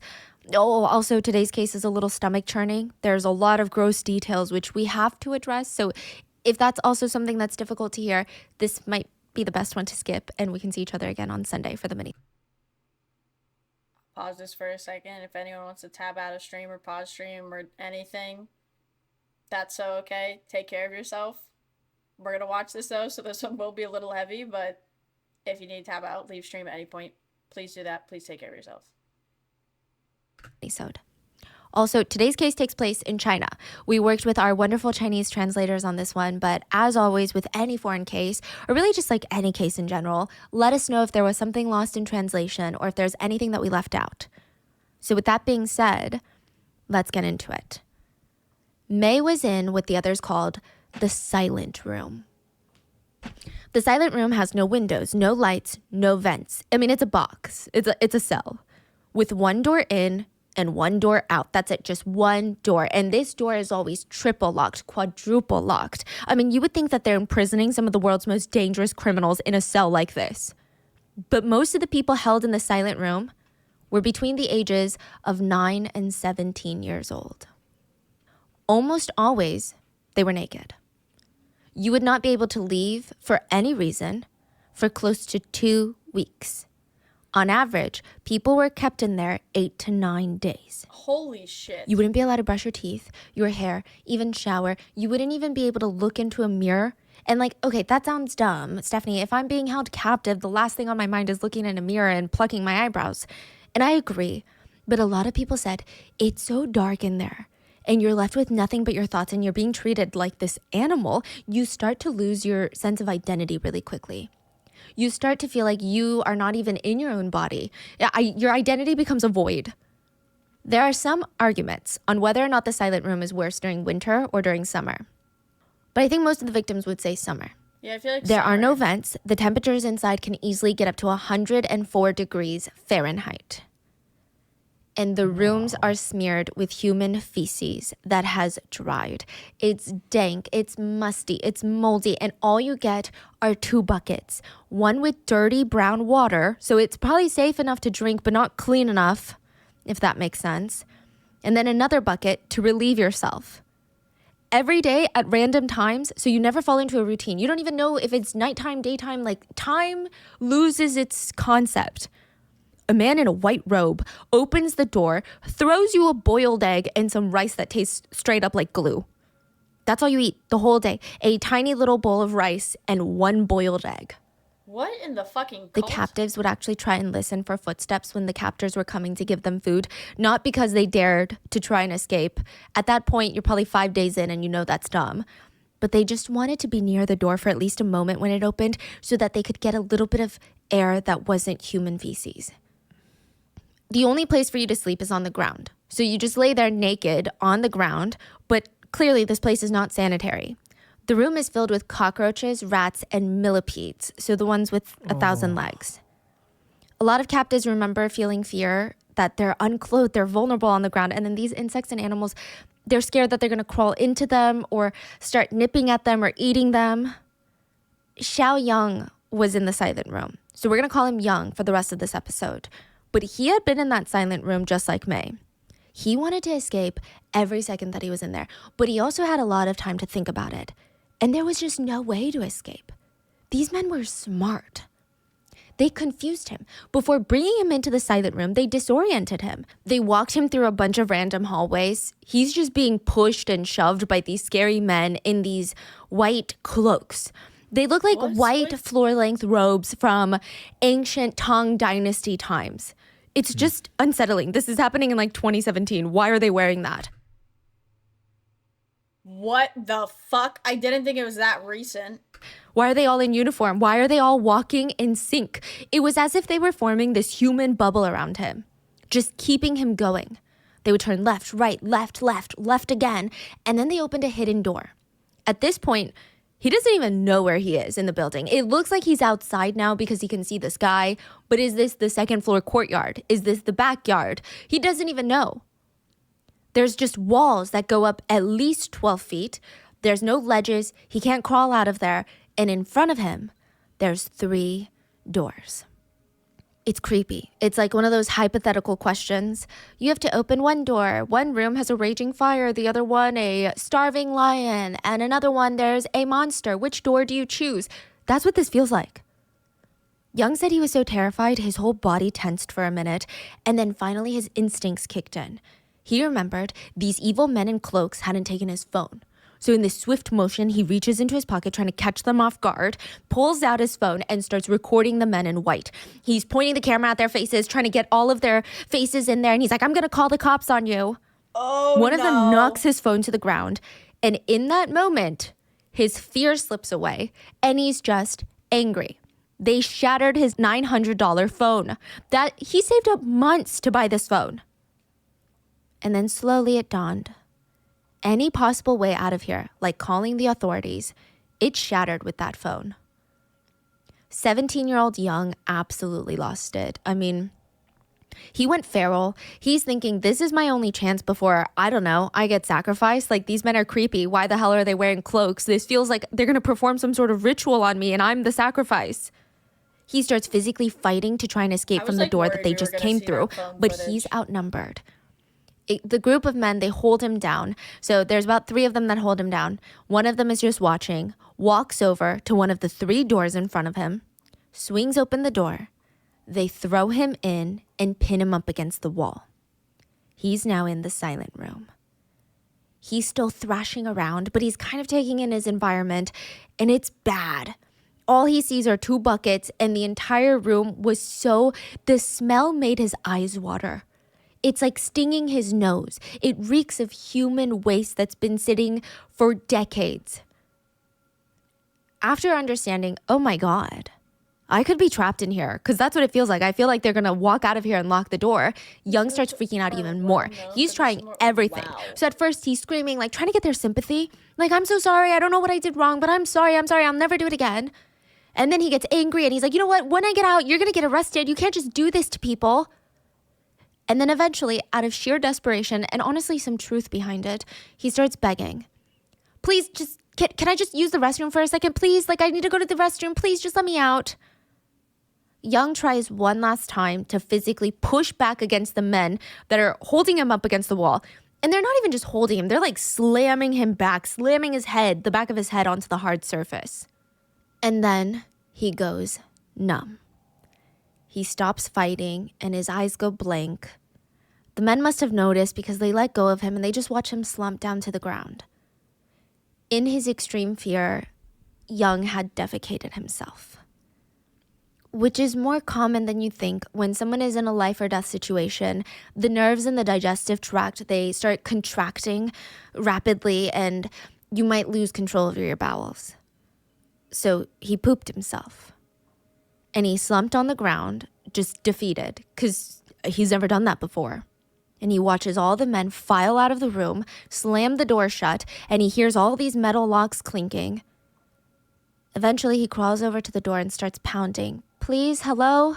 Is anyone there? I just need to use the restroom real quick. Nobody responded. And they would not respond for a while because this is how they're going to break him. Whoever these people were, they wanted to turn teenagers into tabula rasa, which are blank slates that they can start from scratch with. They wanted to be able to be the ones that program these kids. But how do you do that? You got to break the kids first. You have to make them blank in the mind. The first step is to penetrate the psyche.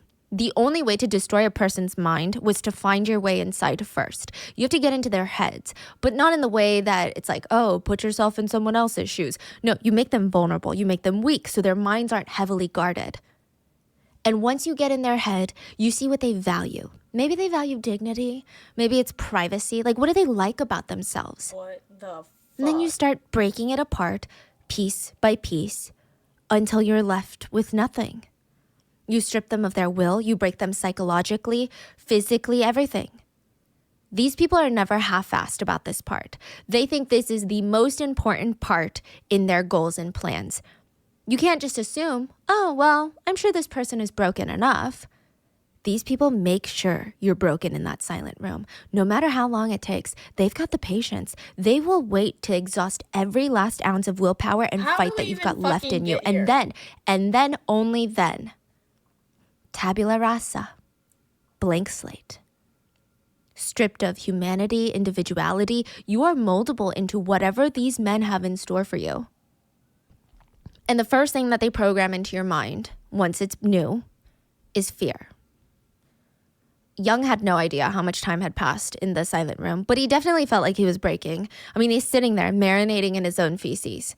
He said eventually even his tears dried up and all that rage, you know, because in the beginning he's like, I'm going to kill these people when I get out. Just they wait. The cops aren't going to be okay with this. All of that was just gone. He didn't even feel alive. He wanted to turn into one of the rats that he spotted in the corner. Maybe their life is better than his. And then finally, there's a noise on the other side. He scrambles back into his feet and rushes towards the door. Hello, is anyone there? Get me out of here, please, please. Give me your clothes, then you can come out and clean yourself. Young is thinking about it for a brief moment. And he decides, okay, yeah, I have no fight left in me. He takes off all of his clothes, balls it up, hands it to the arm that's now reaching through the small open crack in the door. And he's standing there butt naked, like not even underwear. And he's expecting the hand to bring him some uniform or some set of clothes or something, right? Is it a prison uniform? Is this prison? Feels like it. But the man just swings open the door, letting the light in. And Young turns away because his eyes had adjusted to the dark rather fast. So now it feels like it's burning his retinas. The bathroom is this way. The guard nods his head toward the door that he had been initially dragged through. And Young looks down. He didn't even have his underwear on. So now he has a choice. Stay in this room for God knows how long, or get out and get cleaned up. He starts moving his feet forward, and he feels like he's some sort of zombie. He follows the guards towards the showers, and he's thinking, what the hell is this place? Is this some sort of cult? Yeah. There's a bunch of adults walking around in white robes, and they're clearly the ones in charge. And then there's a bunch of young kids between 9 to maybe early 20s, all in these deep red robes, and none of them are talking to each other. They're not talking to the people wearing white. They're not talking to each other. It was weird. And now Young is walking past them, around them, with them to get to the restroom, and he's fully naked. It's like one of those stereotypical high schooler nightmares where you're like, oh, I'm going to give a speech and then I'm going to wake up naked and it's a whole nightmare. But it's not a nightmare. He could feel every single person's eyes staring at him. Because this was the final step. Young would lose all sense of dignity and privacy. When he was done washing up, he was thrown back into the silent room, still unclothed, but on the way back, he passed a sign on the wall. Welcome to Yuzhang Academy. Yuzhang Academy didn't often have these open houses where the gates would open and excited parents would take these guided tours with teachers to see, where are my kids living? It's a boarding school. What are they eating? Who are they hanging out with? Who are their friends? But when Yujang did have these open houses once every blue moon, it was a spectacle. Parents would shuffle in their best clothes for a tour through the gates. They would come in through the courtyard before the main building, and the courtyard had these stone-paved pathways leading up to the main door, and there was moss and trees. It kind of almost had a European vibe to it, you know? There were these tall white cement walls that were at least 12 feet tall. And it's interesting because it's all perspective. To some people, it could very well feel like a prison. But if you're feeling optimistic like these parents, it's like a sanctuary. It keeps the chaos of the city out. It keeps our kids safe, and all this greenery. It's so zen. It's more like a castle than anything. And they're sniffing around. Is it just me, or does the air even feel fresher here? I mean, the place is so tranquil. That's the word, you know? They might as well have been playing spa music. It just feels so nice. The parents are getting a guided tour of room by room, and each of them are thinking, well, yeah, okay, no wonder our kids don't even call us that often. It's so nice here. They're probably having way too much fun. This part feels a little weird. Some of them kind of raise their eyebrows. It's kind of like they're at Hogwarts. It's strange. This is in 2017. This is a private academy. You have to pay to get in. And I would imagine that if the academy requires uniforms, it would be the standard. Pleated skirts, trousers, dress shirts, smart blazer, or sweaters with the school emblem. Now, the kids are walking around in red robes. Deep red wine-colored robes. And the parents think it's interesting. Like, imagine going to a Korean private school and everyone is dressed in hanboks instead of regular school uniforms. Twitch tried to hide the parents didn't feel that creeped out about it, though. They actually really liked it. And every single student that was in this building, perfect posture. The teachers who wore similar cloaks but in white, perfect posture. Girls had their hair pulled back in a sleek low bun, and all the boys, they had their hairs parted, combed down, and they just looked so obedient. When a group of the students passed the parents on tour, they would pass in a single file line to not take up space in the hallway. They never made eye contact with the parents. Either they're looking straight ahead or on the ground. It's kind of like a military drill. Their shoulders are square, their backs are straight. I mean, some of the parents even felt self-conscious, like, oh my God, why does this 10-year-old have better posture than me? And they start straightening their posture. How is it that our own children, they're like my kid, before they came to this academy, they had tech neck. They had hunchback posture from being on the computer all day. And now these kids are graceful like ballerinas. And they're all silent. Not a single sound is coming from any of them. Even if they saw their own parents in the hallways, never made eye contact. They didn't even acknowledge their mom or dad in the same space, like 5 feet away from them. They just continued walking to class in a single file line. Wow. Everyone here is so disciplined. The smartly dressed teacher turns around. Yes, we use the Merida method. It's a Japanese technique. We teach the students to accept things as they are, and only then will they be truly free. The parents all glance at each other. They're like, okay, Japanese method, Chinese method, Western method, who cares as long as our children are being taught well? At the end of the tour, as the parents are walking towards the door, they're thanking the teachers, the guides. I mean, what a lovely job you guys have done. I mean, truly, we can't thank you enough. Thank you for taking care of our children. The parents continue to walk out in bliss. They would kind of glance at each other as if to say, I mean, can you believe how amazing this is? A lot of them had been on this wait list for this academy for months, if not almost a year. And to finally get in, it's like a dream come true. And it's not even a cheap dream either. But look at the way they teach the kids. I mean, the parents couldn't wait to go home and brag to their friends about the fancy academy that their children are in. I mean, it's amazing. Tell their colleagues about how elite and classy the boarding school is. You should have seen the gates. You would think that the school is guarding the Queen of England in there. They were just so excited that they ignored the blatant red flags. Some of them could have sworn later that they heard the faint sounds of children screaming for help. But you know, they didn't wait all these months on the wait list for nothing. Let's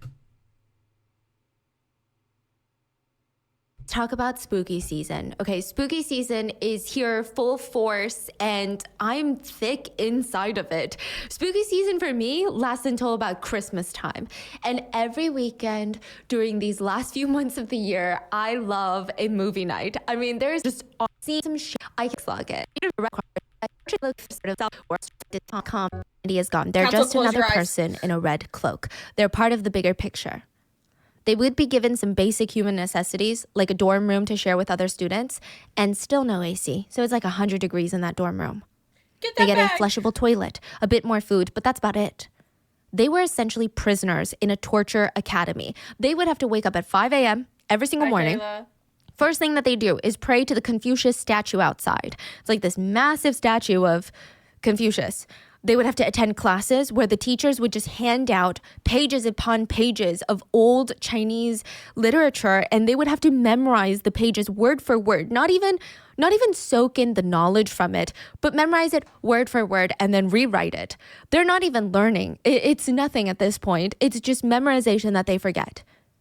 But if they don't even do that perfectly, they would be hit and beaten. At the front of the classrooms, there were typically two things on display for the students. A metal ruler. This metal ruler was as thick as your phone is thick. Solid metal, almost 2 feet long. They would hit your palms with this. After about 5 hits, you could no longer write. You couldn't even close your fingers halfway because of how swollen and inflamed your hands would be. The minimum punishment was 5 strikes to the hand, but there was no maximum punishment. It would depend on the teacher's mood. Sometimes it's 10, sometimes it's 30. And there was no reasoning on why you would be hit. Even if you used the wrong word or didn't respond fast enough or genuinely just breathed a little too loud for the teacher's liking, you could get beaten up. To give you an example of how random these punishments were, every single night, the academy held moral exams. They would call out all the students into the courtyard and the teachers would line up with their weapons. Everyone is holding their breath. Hopefully, we're not going to get called today. Every night, a few random students would be called to the front and the teacher would ask, "Do you know why I called you up today?" Most of the time, they don't even wait for you to respond before they start beating you. Obviously, if you try to fight back, they lose their marbles. But even if you instinctively shield yourself, like anyone with good reflexes would, the teachers get more upset, they beat you harder. Even if you weren't the one that's unlucky getting beat, if you looked away because you don't want to witness the pain of other students, you don't want to see it, they would beat you and tell you to watch. What happened to these But sometimes the kids? teachers would get creative. Now, there were 2 female students, and one of the teachers just despised them for no apparent reason. It's not like they were particularly unruly or disobedient. He just hated them. One day in class, he points at the 2 girls. You, follow me. He leads them to the restrooms and points at one of the stalls. Unclog the toilet. He watches as they hesitantly open the stall door, and it was, it wasn't even clogged. It was overflowing with feces. Well, what are you 2 doing? They look around. They're so nervous. They don't even want to say it, but, "Sir, there's no plunger. Do you have any tools?" He just scoffs and responds, "Well, you have hands, don't you? Use them." They were forced to get on their knees and unclog the toilet using their bare hands. The girls said they had to try the whole time to not think about the feeling against their skin, but even today, they can smell it still. They can feel the texture and even the visual of everything that was in there. Other bits of random torture included a teacher that hated seeing things on the bedside tables in the dorms. Okay, so I don't know why. This teacher just had a crazy phobia of it or something. This teacher would go around all the dorm rooms, "Don't put anything on your nightstand." Absolutely hated it. So one night this teacher is making their arbitrary rounds and they see that Young had a pencil case on his bedstand table, probably doing his homework, and they freak out. And Young knew that he was going to get hit on the hands with a metal stick. The teacher says, "Young, grab your pencil case, open it. Count." I'm sorry? Count how many pens are in your pencil case. Is it gonna get doubled? There's 15, sir. Young was hit on the hand 15 times. He could not use his hands for days. But the teacher wasn't even done. Young is looking down at his hands and they look like they've been run over by a car. And the teacher says, "Now what do you say?" "Thank you." Students were forced to say thank you after their punishments, otherwise they would be beaten again. But worse than that metal ruler was the students' enemy, the dragon cane. It was even bigger, even heavier, even more painful. I mean, it was really bad. They watching typically true hit crime students on the about butt with this an because academy anywhere that else, I mean, it basically could tortured potentially be kids. fatal or break a bone. It was that dangerous. And even the bottom, a lot of the students after being hit, they could not walk, they could not lay down for weeks. They couldn't even sit down. Their whole butt looked like it was painted in these deep purple colors. When the dragon cane came out, all the other students, they instinctively wanted to cover their ears because whoever gets hit with that cane, it said they release such primal screams, it's too much to listen to. It's visceral. And then worse than the dragon cane, probably the worst, is some of the students There's were a really worse- harassed or assaulted at the hands of the teachers.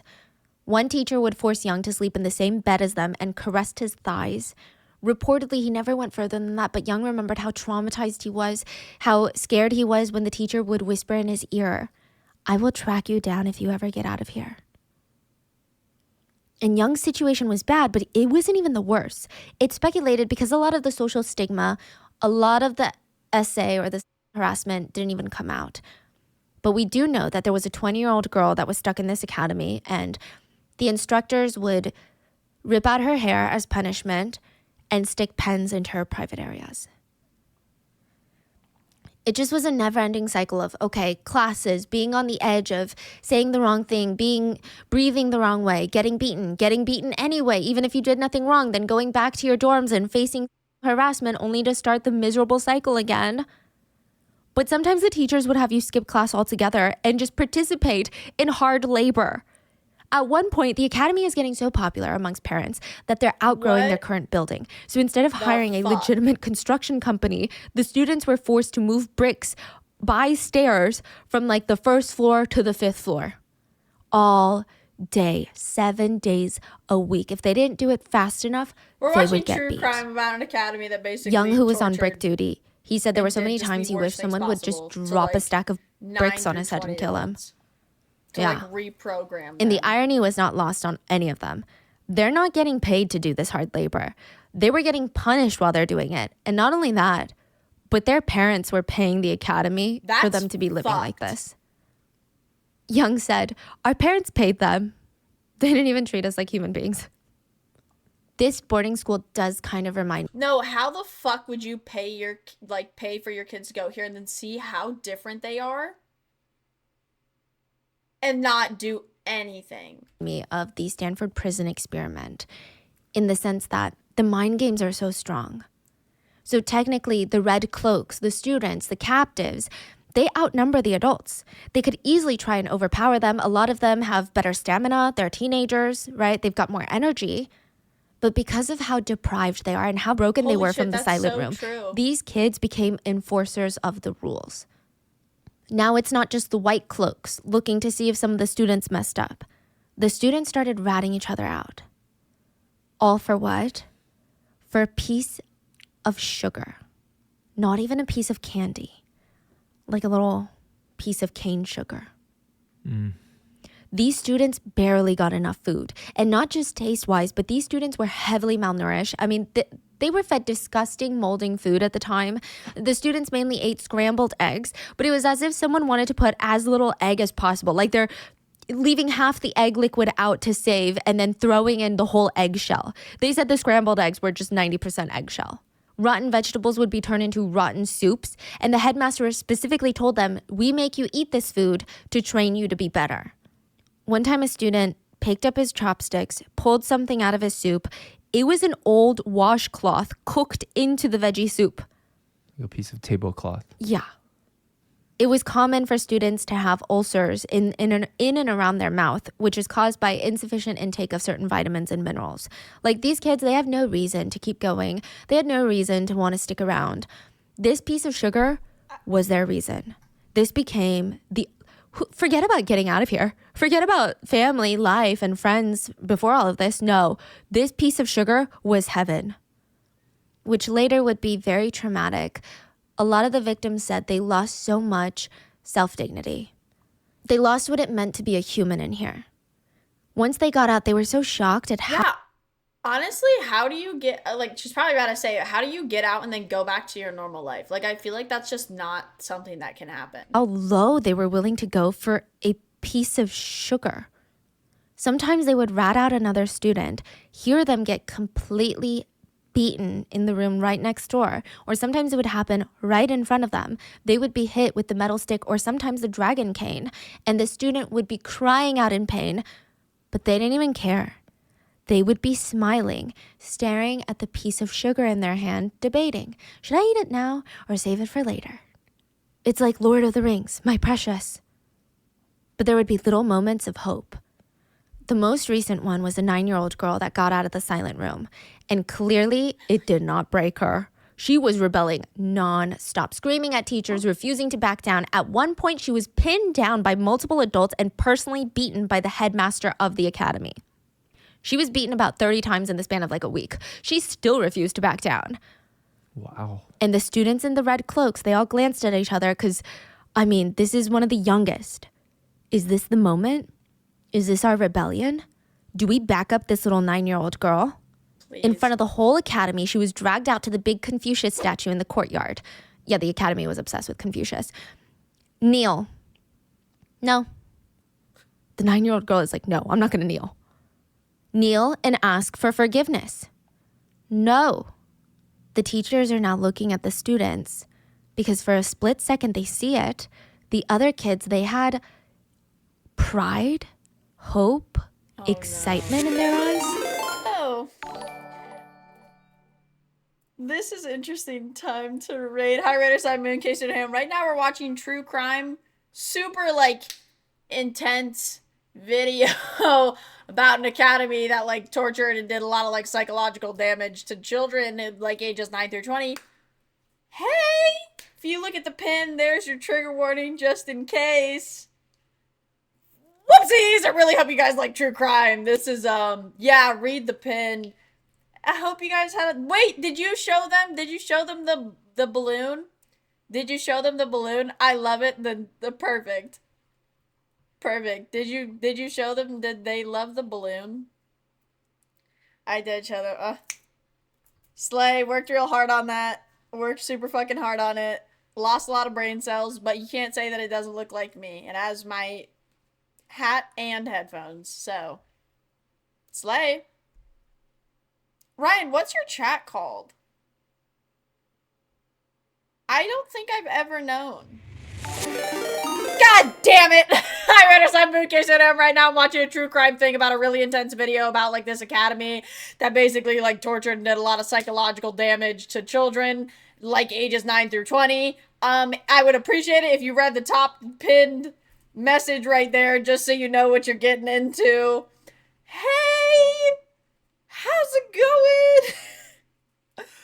Guys, I swear I'm a lot more like hyped than this, and we'll do Minecraft, and we're like, we're really like really hyped, really happy people, but also we do like hearing about true crime. We were talking a lot about it, and you know, this is a really cool YouTuber. I really like her. She's really interesting. So yeah, if you like true crime, stick around. This is like a really interesting one, and if not, then that's totally okay, and I would appreciate it if you tabbed out just so you're safe and all okay and everything. So please take care of yourself and read the pinned tweet just so you know what you're getting into. But I hope you both had slay streams. You with building your blimps or balloons, whatever the fuck they're called. But yeah, super intense episode. Pinned tweet. Sorry, pinned message. You know what I meant. Super not so much. Pinned tweet. I'm sorry, you fucks know what I meant. You know what I meant, okay? You know what I fucking meant. For your attitude, damn. We were doing chaos, not even building. Oh, what? Chaperone was on the shelter. What the fuck do you mean that she was there and I fucking missed it? If anything, that's a crime against lesbians. No one said, oh, hey, Moo. Hey, you fucking lesbian. There was a concert. How did the lesbian miss that? How the fuck did the lesbian miss that? How the fuck did the lesbian miss that? And didn't miss it? Okay, invite the other lesbian! Invite the other fucking lesbian! Yeah, I was there! Oh, well, fuck me, I guess. I mean, Shade was shapeshifter, so Moo was present. What? We needed the other lesbian. Yeah, what the fuck? Me and Mel? Damn.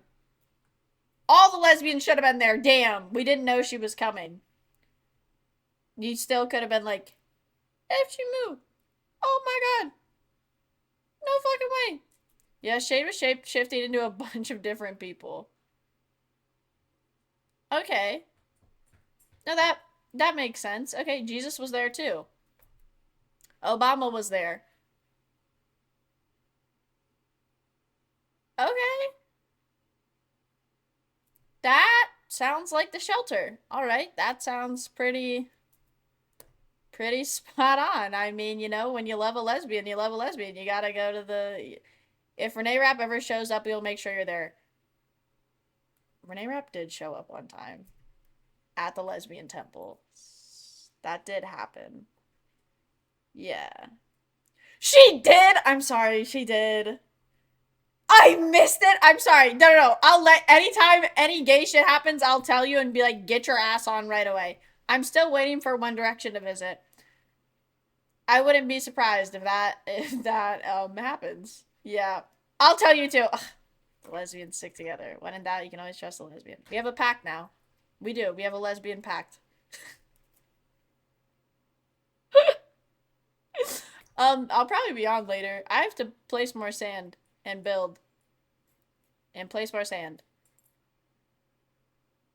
Yes, lesbians! Fuck yeah, lesbians!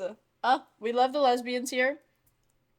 I can't wait for the 1D hiatus to end. It'll end. They'll come back. Let's go, lesbians! They'll come back. Oh, happy Pride, guys. Happy Pride to all the fucking gaybos. 1D hiatus will end on Shelter Trust. Alright. I believe. No, I trust it. But I'm still in the pack. Well, if it's Renee Rapp related, you bet your ass I'm gonna be there. Hey, can you stop being just a little baby, please? I've been petting you this entire damn time. I'm gay. Happy Pride, my little gaybos and gaybo allies, yippee. Go gaybo allies. If you're not, get the fuck out. I don't even know how you're watching me. I don't even know how you watch me longer than 5 seconds. If you hate gay people. So, you know. I don't know what I am, TBH. I just know I'm trans and queer.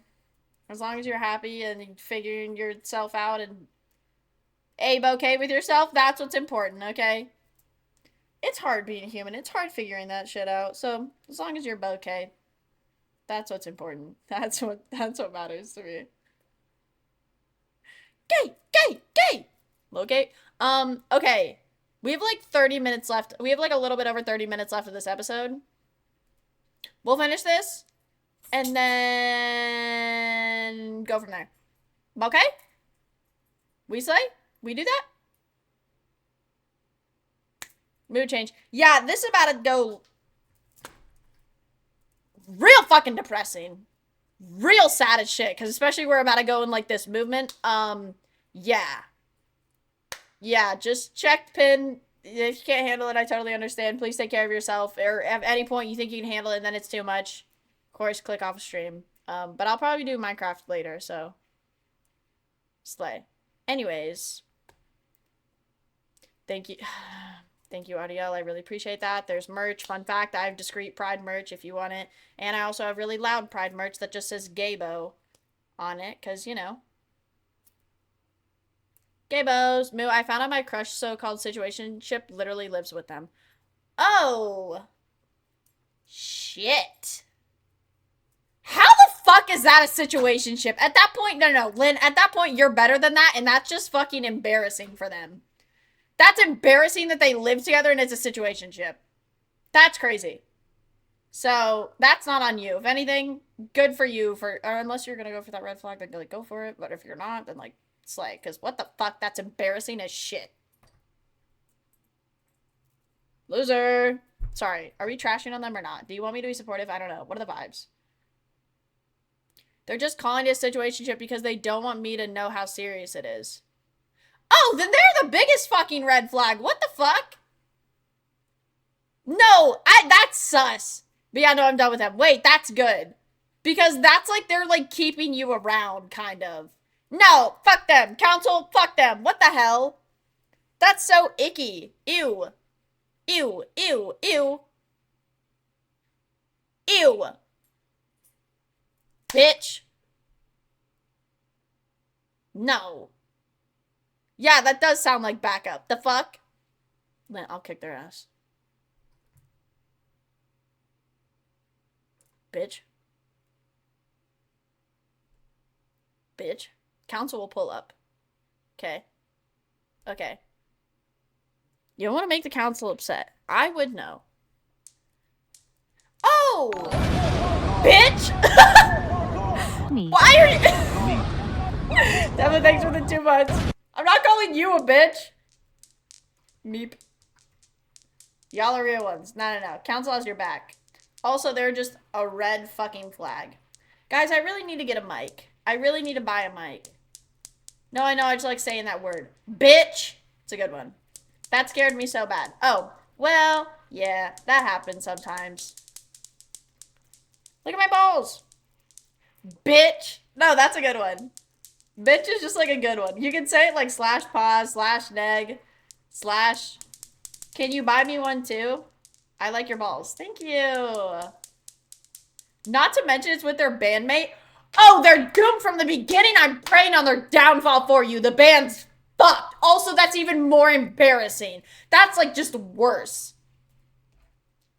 Thanks, Ryan. I'm glad you like my balls. That's more embarrassing. They are the biggest fucking red flag. Not a band, dude. Not a band situationship. Their music sucks. Embarrassing.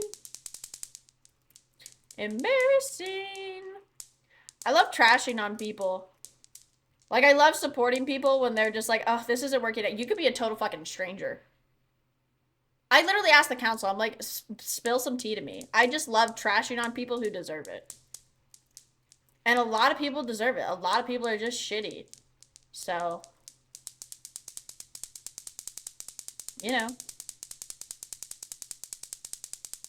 Fuck! I got too excited about my balls. It's very nice. No, it is. I love it. You ever need me to trash on someone? Spill the tea to me, and I'll trash on them. I'll tell you how much your situation sucks. Your situationship sucks. I'll let you know if someone's a red flag. I love pointing out red flags. Therapy's really slay, and maybe like too aware of red flags. We need a gossip. Oh, you want to spill tea? Okay. Like the one TikTok where a girl walks out of nowhere and says he doesn't deserve you with no context. Yeah. Yeah. Like when Thank You Amy came out? Yeah. Yes. Yeah. Slay time. I love talking shit. I love talking shit on people who deserve it. And a lot of fucking people do. A lot of people are red flags. Fuck! Come on.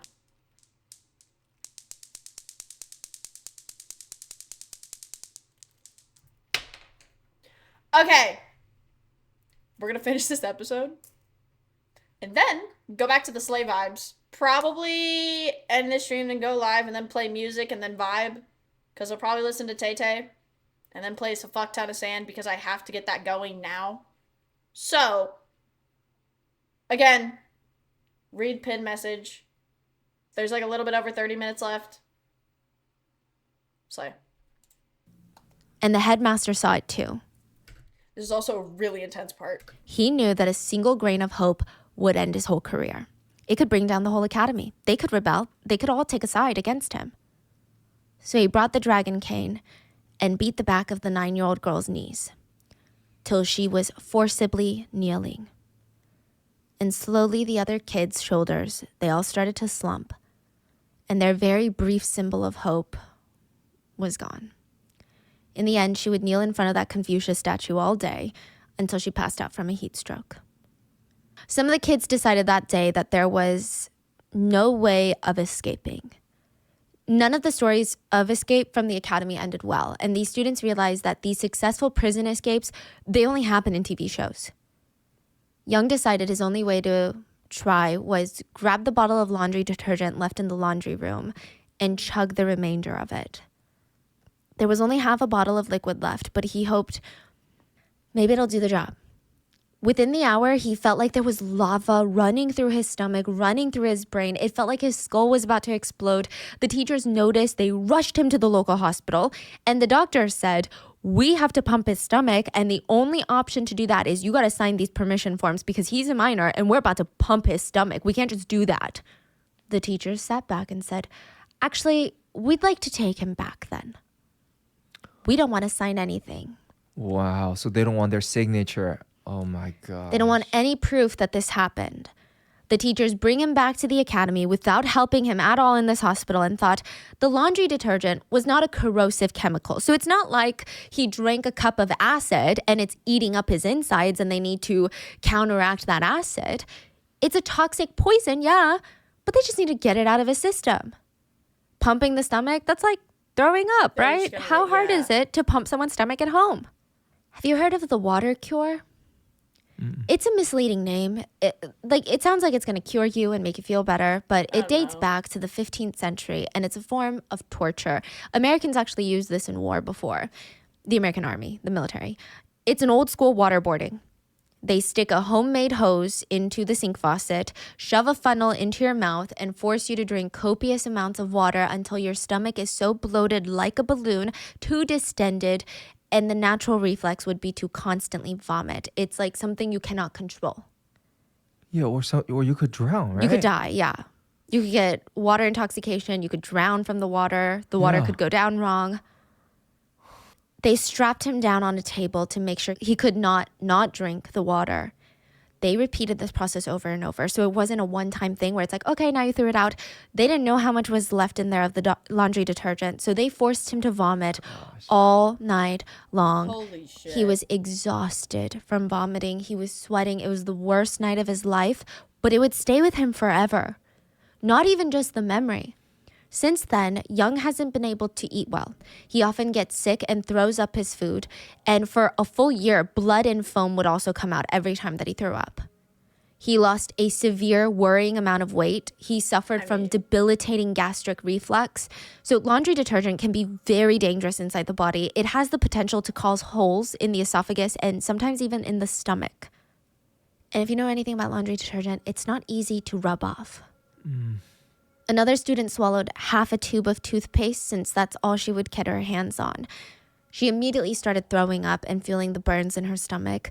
Swallowing large amounts of regular toothpaste can cause possible intestinal blockage, and if the toothpaste is fluoride toothpaste, you might even experience convulsions. She was doubled over in the bathroom, throwing up when a teacher came over, not even in a rush. Someone had ratted her out. So he knew what she was trying to do. She was trying to end things. He walks over, grabs the bottle of toothpaste, casually reads the ingredients, looks at her and says, I read the ingredients, it's not going to kill you. And I'm not going to take you to the hospital because pain is a consequence of your actions. You deserve it. Next time, maybe don't try stupid things. He left her to throw up all night long. Another student ripped apart plastic water bottles because, again, that's all he had. That's all he thought could make a weapon. And he used these rough, jagged, but very dull edges of the plastic to try and puncture his skin on his wrist area. Teachers found out and they hit him where he had already cut himself. They hit him with a metal ruler that had already hit copious amounts of people, that was never cleaned, had dried blood on there. The mix of the plastic, metal, and blood and the unsanitary living conditions caused him to get an infection, and his wrists were leaking pus for weeks. And he still has those scars. The tuition paid by these parents was Holy not shit. cheap. I forgot. Especially not for national standards. It was around $10,000 a year. We don't know how much the headmaster of Yujiang was making, but another headmaster from another similar academy was making around $11 million for basically torturing kids. The part that intrigued a lot of netizens, though, were if parents are paying this much, right? And they're able to visit the school, see the students, sometimes even interact with their own children, why didn't the children tell them that this was all happening? I mean, surely the parents would be lining up and trying to beat up the abusers. They're not going to pay the abusers for traumatizing their own kids. When it was Parent Day, the whole school transformed into this beautiful Hogwarts-style boarding school. Chefs were brought in to cook for the parents. And they said, oh, these are our chefs that were here all year round. Gone was the rotten cloth veggie soup. It was now replaced by healthy, organic meals with tons of variety, and the students would just stare at the food in disbelief. They did unspeakable things for a piece of sugar, and now their parents are standing there tasting the food, telling their kids, nagging the kids, be more grateful. Other children would kill to eat like this on a daily basis. I don't even eat like this on a daily basis. Holy shit. They bit their tongues. They never told their parents that this was all fake. The kids were destroyed to the point where they were so scared to do anything. They had been indoctrinated, basically brainwashed, that if they were to say something, their parents would never believe them. Their life is only going to get harder inside this school. Even when parents demanded to talk to their kids on the phone to see how they're doing, because they're not allowed phones, they're not allowed much visiting hours, there would always be a teacher next to them holding a dragon cane. The student would have to tell their parents and lie, no, everything's great, better than great, actually. The students were told, if you ever get out and you say something, we can easily tell your parents that we got to bring you back for mandatory recalibrating. That's what we'll call it. Just to make sure we're updating the system. You know, like a car that needs an oil change, your mind needs reminders to be a good kid. So in front of the parents, most of the kids never said a peep. They already felt betrayed. I mean, their parents sent them here. What hope did they have that their parents would care if they told them what's going on? The fucked thing is that they come in the middle of the night, hog tie you, and the parents just hold the door open. I mean, half the kids probably thought, my parents already know what's going on, I'm sure, because why would they send me here? The headmaster would constantly remind them just how easy it was for him to have control over them. Their parents had already signed the contracts, and he could very easily convince them that the students needed to stay here because they're mentally unstable. It's pretty bad. Even in the US, we have involuntary commitment, which can be easily abused. It's this gray area where as long as you argue and can convince a judge or anyone really that the person in question is somehow a danger to themselves or others, you can take tiny little text messages of young people lingo of like, oh my gosh, I'm gonna kill myself. That could be used against you and blown into this very serious thing of, oh no, you're a danger to yourself. We gotta commit you. And it's probably even easier if you're a parent involuntary committing your child. The students knew this, and they're living in this hell, so they didn't dare say anything to their parents when they visited or even when they were released back home. They kept quiet. Until October 26th, 2017, an expose went live on social media about the Yuzhang Academy. A well-known social media personality named Gentle. So he's known for writing articles about social issues and scandals. He worked with Young, so one of the former students I was telling you about, and they worked on this piece.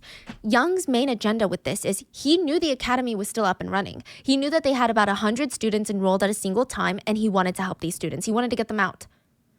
Also, another big concern for Young and Gentle was that in 2017, School for Online Addiction was trending online. A bunch of parents were Googling School for Online Addiction, and that is what Yuzhang Academy marketed themselves as. This was like, in China, online addiction was such a big thing for parents. They think kids are addicted to internet.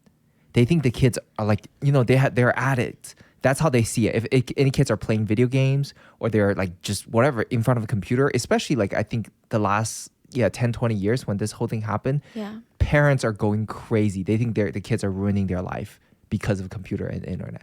This is the flip side of the solution that they came up with. It's insane. Yeah. I mean, I saw netizens comment like parents think we're obsessed with the internet, but they're obsessed with Mahjong. Like what's the difference? One's a screen. Yeah. So these academies, I mean, they had a target audience, apparently lots of parents. They marketed themselves as treatment centers to fix children who can't live without video games or can't follow the rules. they bought out ads on different platforms to try and convince parents to send their kids there. They spent over $100,000. Yujang Academy spent over $100,000 to advertise their academy. And their message was, in the ads, through national education methods, we will turn your poorly behaved kids into well-mannered, well-behaved, thoughtful children. Holy shit. And just to give you like a picture of what it usually looks like, it's like kids starting to play video games, or they will spend their off times on the computer. And the parents will try to talk to them like, why aren't you studying? Why aren't you doing this? Why aren't you doing that? And the kids just want to escape that, right? So the parents think internet is the issue. A lot of time in these type of situations, it's the reflection of the family, the parenting, the surrounding, just all of that. So it's usually, the parents are pushing the kids further and further and further. So the kids just completely want to block them out. How and the then fuck was this these so parents recent? turn to these online addiction school, quote, school, to train their kids. It's like they don't want to put in the time to train their kids. Yeah, they think this is the solution. Because whenever I'm hanging out with my family, like if I'm genuinely having a good time with my parents, I'm not going to be on my phone. So maybe you should bond with your children. And because the academy was so evil, the kids, they instantly changed. The first checkup for parents was around the 10-day mark, and usually they would be ecstatic to see that their child had done a 180. They were a whole new person. They would go home and talk to all their friends. Word of mouth was the most effective advertising for the academy, though. I would hope that some of these parents had no idea that they had just sent their kids to hell on earth, but it does. If you sent your child and they did a whole 180 in 10 fucking days and they lost their personality, what the fuck? Seemed like they were so blinded about having perfect children that they at least ignored a red flag or two. Gentle and Young thought more students would be enrolled since the trending topic list showed that parents are having troubles with their kids, and this is what happens. So after their article was published, more former victims start coming forward about Yujang Academy and start sharing their stories. They said, we're all willing to get our stories fact-checked. We've got the proof. And if you need, we will go the legal route with you guys. Like if you guys want to do a class action something, let's do it. The day after the piece was posted, the police started an official investigation because of social media into the academy as well as its headmaster. Gentle, the account that broke the story, they had two main objectives. Operation 1 is Operation Shutdown. Shut down the academy and save the current students. Their second one was a lot more complicated. Operation Healing. Not many of the students got any real healing or treatment after all that physical, mental, and emotional torture because they didn't even tell their parents what had happened in there. I mean, they were broken still. Even just the trauma of betrayal these kids felt by their parents, the ones that were supposed to look out for them, it was a mountain to get past. Most of the kids were kidnapped in the middle of the night like May. Just scary men waking them up in the middle of the night, dragging them out of their house. They saw their parents watching. They saw their parents open the door for these kidnappers. Other kids were tricked. I would never talk to my parents. Their parents said, we haven't been bonding recently. Let's go on a road trip. The kids would get so excited the night before. They would giggle gaggle with their parents, pick out snacks, go to the grocery store, make a playlist for the ride. And then after a few hours and a long nap later, the kids would wake up in front of a creepy-looking boarding school. Their parents would drag them out the car, kicking and screaming, get back into their car, just drive away. They wouldn't even look back. Almost always the kid tries to chase them down, but they didn't even have a chance. And when they finally turned around, there's a group of 10 men in white robes ready to catch them. They would be dragged inside and thrown naked into the silent room. A lot of victims lost all hope and faith in parents, family members. They had such a violation of trust after this. They didn't even know how to get that back, how to get past that. And it wasn't even just toward the parents. One victim, Shanshan, she said she was screaming her head off after an incident of torture in the courtyard. She apparently screamed so loud, someone outside the academy, someone that doesn't work with the academy, doesn't know the academy, heard her screams and called the police on the academy. Police show up and Shanshan's thinking, okay, this is my chance. We're all going to be freed. I will be free. We'll all be free. She saw the police talking to the headmaster. The headmaster explained the situation that Shanshan's mom had signed away guardianship rights, and Shanshan was actually now officially in the care of the academy. And in China, a bit of tough parenting isn't necessarily illegal. It's kind of more case-by-case situations. 13下打完之后，我整个手就又红又肿的，就肿到就是你手碰就是软软特嫩那种感觉。The police said that they understood. And they left without, first of all, freeing Shanshan, but even so much as asking for her side of the story. Were the screams heard? These are police. Shanshan thought, if my parents don't care, they weren't allowed if the cops don't care, who the hell cares? She was thrown back into the silent room after that. So Gentle and a team of volunteers, they wanted to help everyone get past things. They decided to create a private WhatsApp group for the survivors. They made sure to vet each one of them to make sure that they weren't some other journalists trying to get in and get their own stories, or sickos who just wanted to poke around and ask for pictures. But real students who had been through the torture at Yujiang, they were the only ones permitted in. Now, side note, one of the main reasons that Gentle didn't want other journalists in the group was not because he's like, no, I'm the only journalist that can talk about this. But a lot of the students were debating whether or not they wanted to bring this case to court. So they actually used this group chat because they're all scattered around the country. That's why some of them were in the van for 36 hours. Some of them were in 10 hours, 1 hour, right? They use this as a way to share their testimonies and maybe even prep getting a lawsuit ready together. Gentle brought in volunteers to help organize the testimonies and timelines of when everything took place and any crucial pieces of evidence that they had. The group chat had 60 members, and this was just a safe space to share everything and find some healing. A lot of what we know now about this case was actually thanks to the students in the group chat consenting to release many of the stories. Also, it's crazy that it's only so the world 60. could know about what was going on in the academy. It was a place of healing, but also a legal strategy room, if you will. There were 60 members in that group chat, but only 59 were victims. One was a wolf in sheep's clothing. He got through the vetting process because he knew all the intimate details of the school. He knew the floor plan, he knew the teachers, he knew some of the students, he could describe them. He is the headmaster of the school. Jun Bao. Wow. Fuck you, fuck you, He fuck you, goes by fuck you, fuck you, JB, fuck and you. JB was going to use this group chat to try and break the students one last time. JB was actually unemployed before he was the founder and headmaster of the academy. He started it in 2013, and there's not much about this guy other than he founded and ran this academy. I believe he invested $1 million USD into the academy to get it started, but I did find something that I thought was very telling of his character, besides all the torture and crimes. He was obsessed with the 3 obediences and 4 female virtues of Confucianism. So you're like, what? Okay, I didn't know any of this. I was confused. The 3 feminine obediences are: a woman is obligated not to act on her own initiatives and must submissively obey or follow her father at home if she has not been married yet, her husband after getting married, and her sons after her husband's death. The 4 feminine virtues are womanly speech.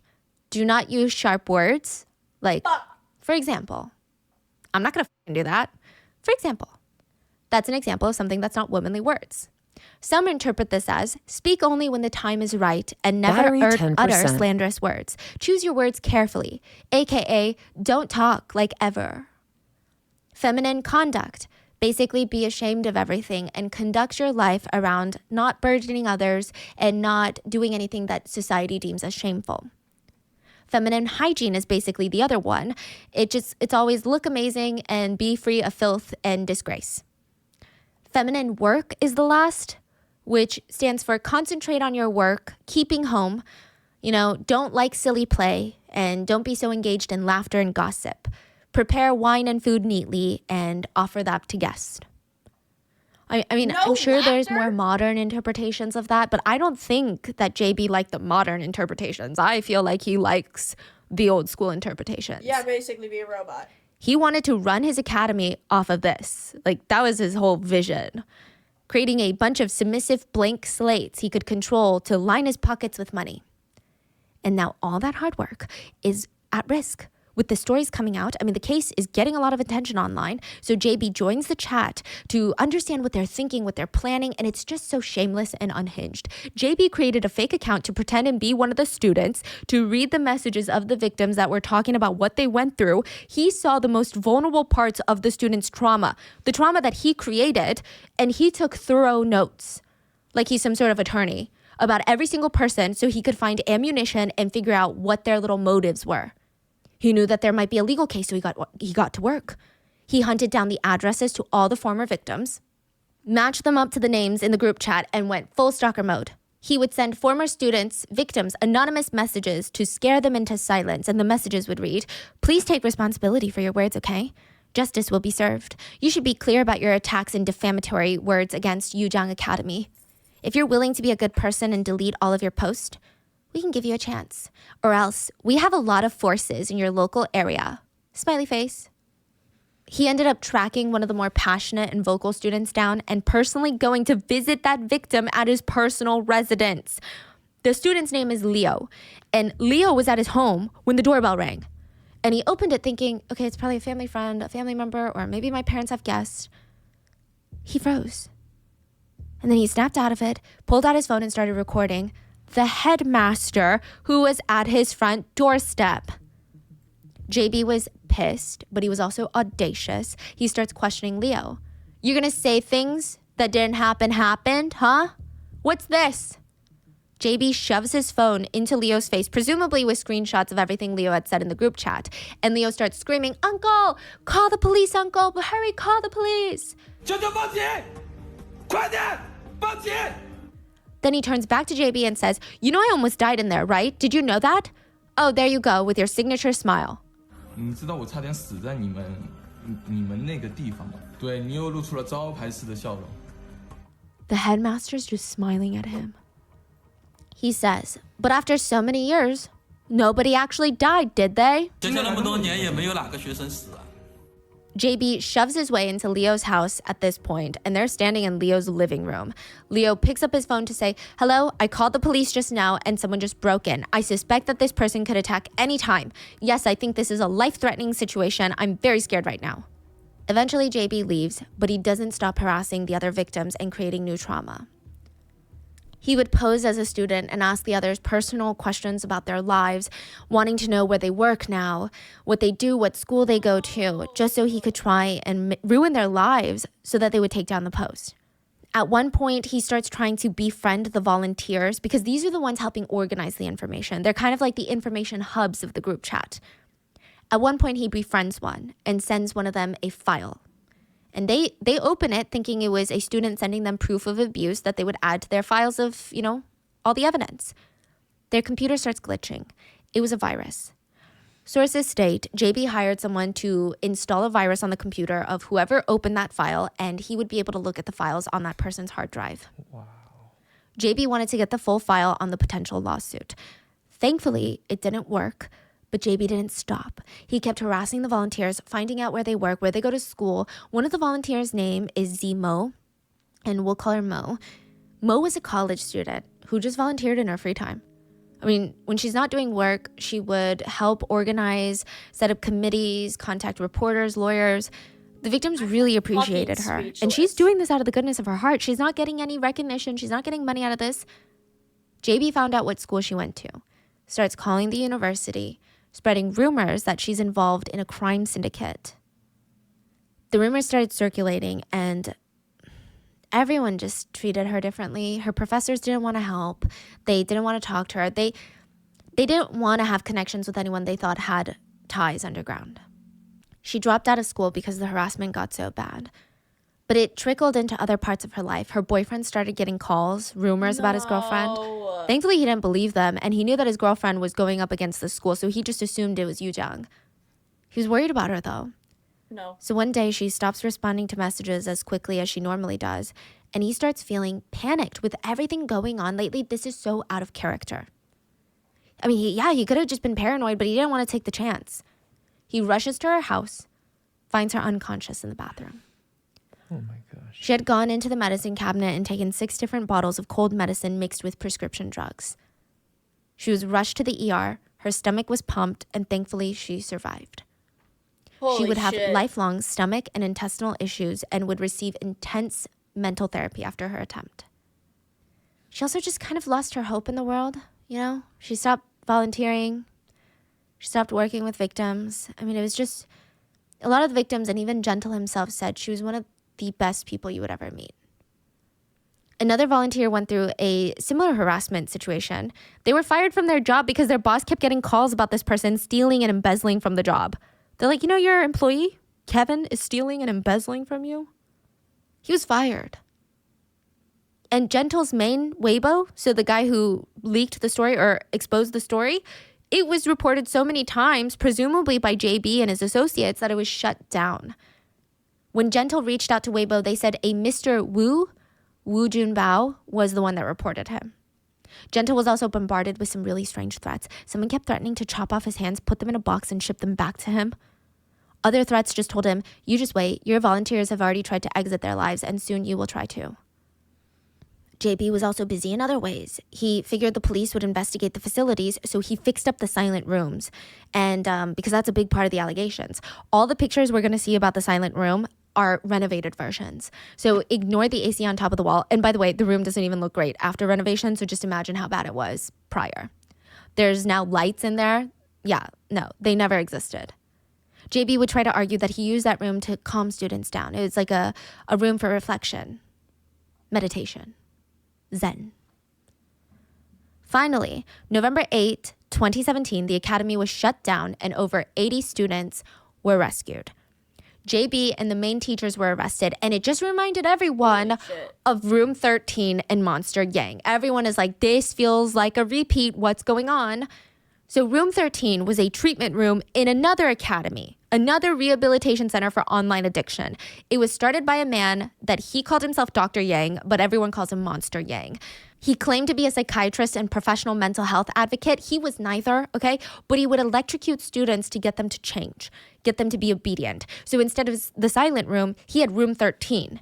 The first thing when a student comes in, they would be admitted into Room 13.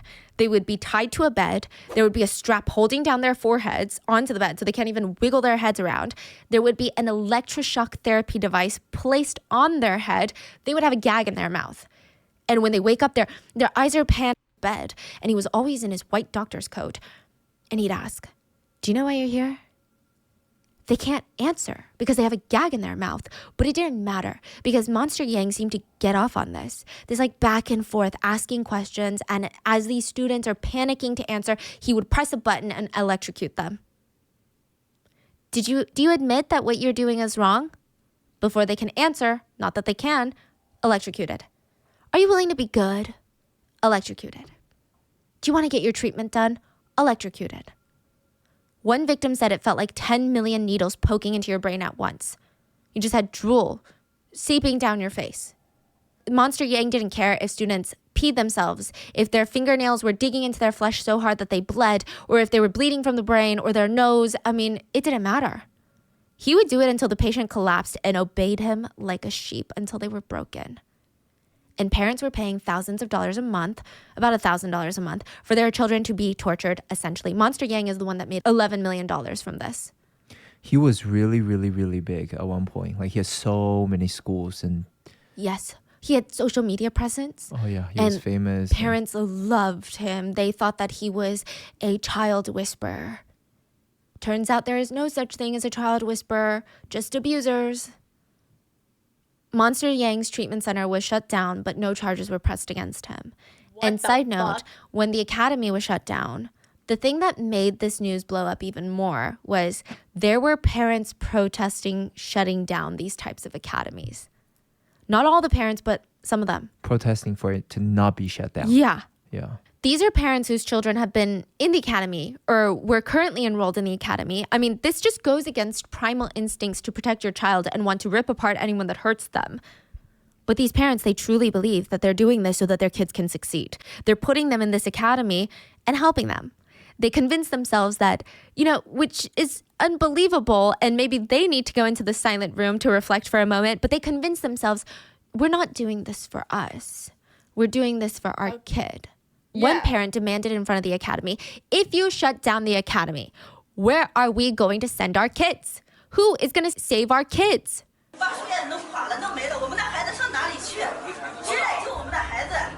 Another one stated, we parents love our children. If they are getting beaten at this academy, of course we wouldn't want that. But tell me, where is the truth? Where is the proof? Other parents were just screaming, we support the academy, support the academy. Or just, yes, we can accept it. They were tortured, but it was for their own good. Netizens were disgusted by this. I mean, they wrote online, these parents are accomplices. Poor kids. These parents don't actually want the best for their kids. They only want to use them as assets and trophies to show off to their loser friends. The trial was just another crap part of this case. A reporter who attended said JB and the other teachers were smiling, giggling, as if they weren't nervous. They didn't seem fazed. And I guess that cockiness came from somewhere. July 2020, JB was sentenced to just 2 years and 10 months in prison. His main 3 accomplices were sentenced anywhere between 11 months to 2 years and 7 months. And as of today, they are all free men. Netizens were outraged. 2 to 3 years is nothing. This level of trauma, that's why they call it generational trauma. It's going to impact these people and their future families for generations. Young said, once I got out, I felt a lot of confusion and trauma. He just kept wondering, was there something that wrong with me that my parents would pay for me to completely change? Did they hate me so much that they wanted me to be a completely different person?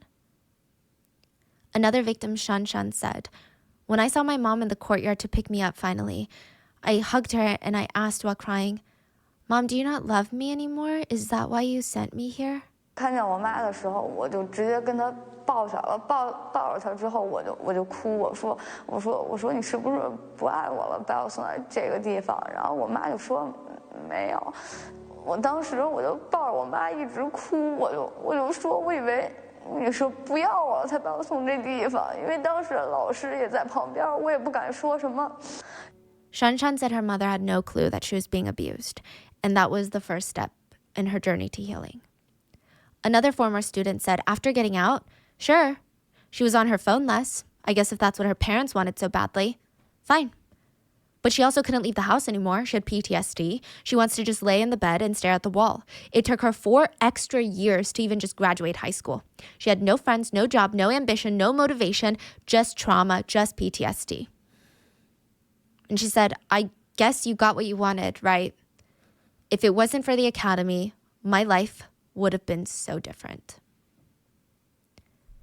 And that is the story of Yujang Academy.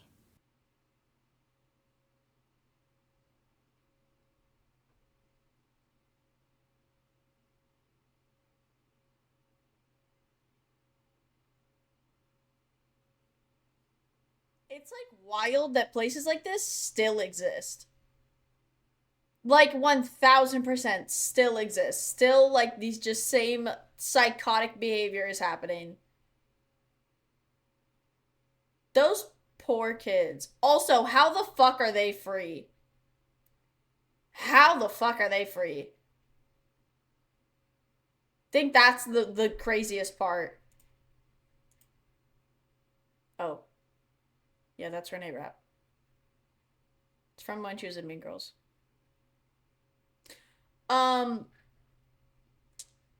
Holy shit. Ad time, by the way. What the fuck?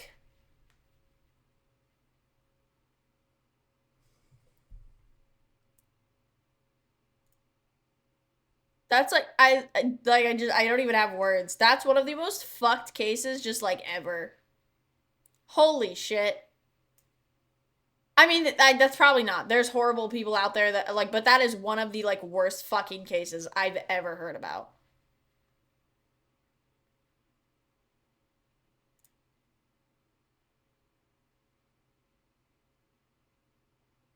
What the fuck? Okay. Well, who wants to chill out and have a fun giggle time and play Minecraft? Does anyone want to do that? Does anyone want to play Minecraft and just play some sand down and... Is it over? Yeah. I will say though, because this VOD will get saved, I would personally love to giggle. Perfect. That's what we're gonna do. Okay.